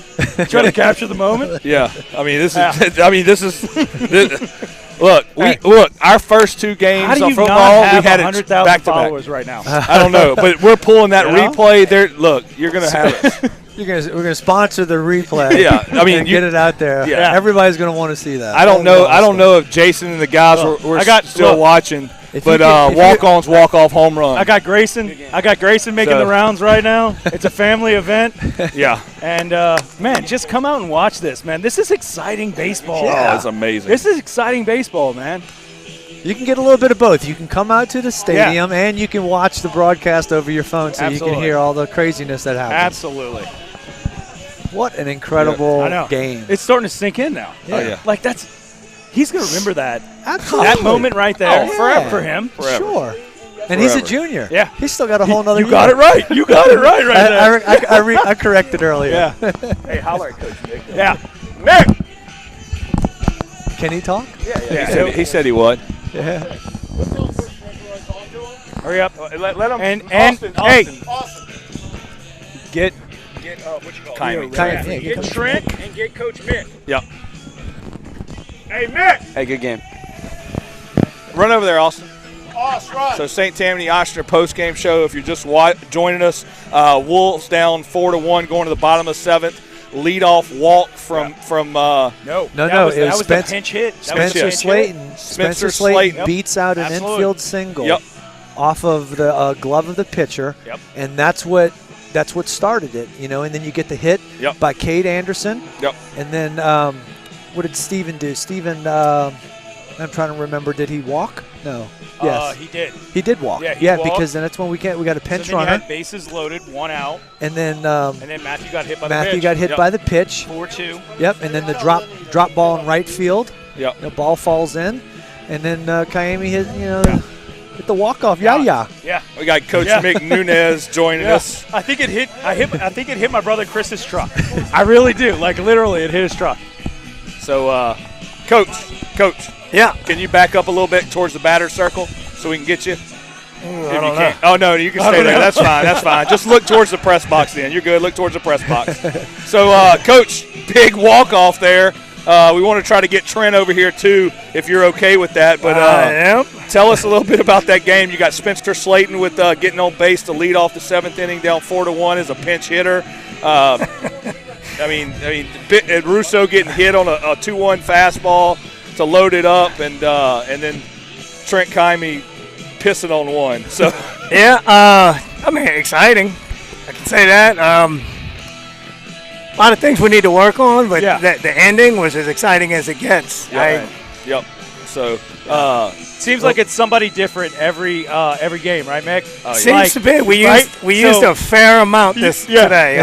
Yeah, a lot of moving parts, and that's what we've noticed now. We're 5-1. And it's somebody different winning the 1-run game for us every time. So, battle-tested early in the season, I think it really kind of sets up for an exciting season for us. Your thoughts? It does. I'd rather, go up by 4 and stay up by 4 the whole time. I'm biting my lip. But, hey, that's got to be crushing. I mean, we basically did the same thing to them in football for that first game of the season, right? I mean, come back. We did. I didn't even think about that. Yeah. So, I mean, 2 heartbreakers against Destrehan this year. Holler at Trent Kymie if he wants to come over here. I'm going to get him right now. Yeah. Thanks, you, Coach. Coach. All right. Thank you, guys. Congratulations, Coach. Big win. Yeah. Let's go, Trent. So, if you're just joining us, St. Tammany Ochsner post-game show. Here he comes. Trent Kymie. And it's going to Trent Kymie. I don't even know if I'm spelling it right, but hey, Trent, walk man. off. Trent, man, big moment. Big moment right there. You deserve that moment, Dude, man. Awesome. Trent, awesome. Trent, take us through that at-bat, man. Let us know what your thought was. So, first pitch, I'm thinking try to go backside on it, and I ended up hitting it foul. But then I got a curveball high, kind of fell in. They called it for a strike. It kind of made me a little bit mad, but he hung up high inside fastball. I'm like, I'm just going to crank this and there you go. went somewhere. And I'm rounding second base. I'm like, what's going on? And everybody's at home waiting for me. I'm like, oh my God, I just hit a home run. Yeah, Trent. Well, you almost missed third base. Yeah, You had because to go back. I was going into home like I just got hit, but Man, so happy for you, dude. I mean, that is, you're going to remember that for the rest of your life. And right, Trent, man, what are you guys learning from this team right now? I mean, like we were talking about with Coach Mick, it's somebody different every time. So talk to us a little bit about what's going on in the dugout, man. That's the place we can't be. Well, right? we didn't start talking until like the last inning. It kind of got us a little bit back into it. We were kind of down, going down 4-1, made some errors in the field. But, I mean, everybody can step up because we're a good team. Anybody can do this. It's just I got lucky this time. I was the one in the position. It was your moment, Trent. Nice job, bud. Yep. So congratulations. Thank you, Trent. Thank you. Big time hey, walk-off home congratulations. run. Go beat down home plate, okay? Yep. There you Hey, go. Have a good one. Trent. Yes? Tell him you're going to get some Krispy Kreme bread pudding from Walk On. Hey, I'm going to walk-ons after this. Thank you, Trent. That's a plug right That's there. right. So walk off home I mean, run. I think the good thing about it is, like, if you think about it, we're all parents of St. Paul students, right? Sure. Yep. What a presence. Oh, yeah. Humble. Absolutely. Well-spoken. Yep. Right? And Handles himself well. Team first, pack first, and you can't ask for anything more in that big moment.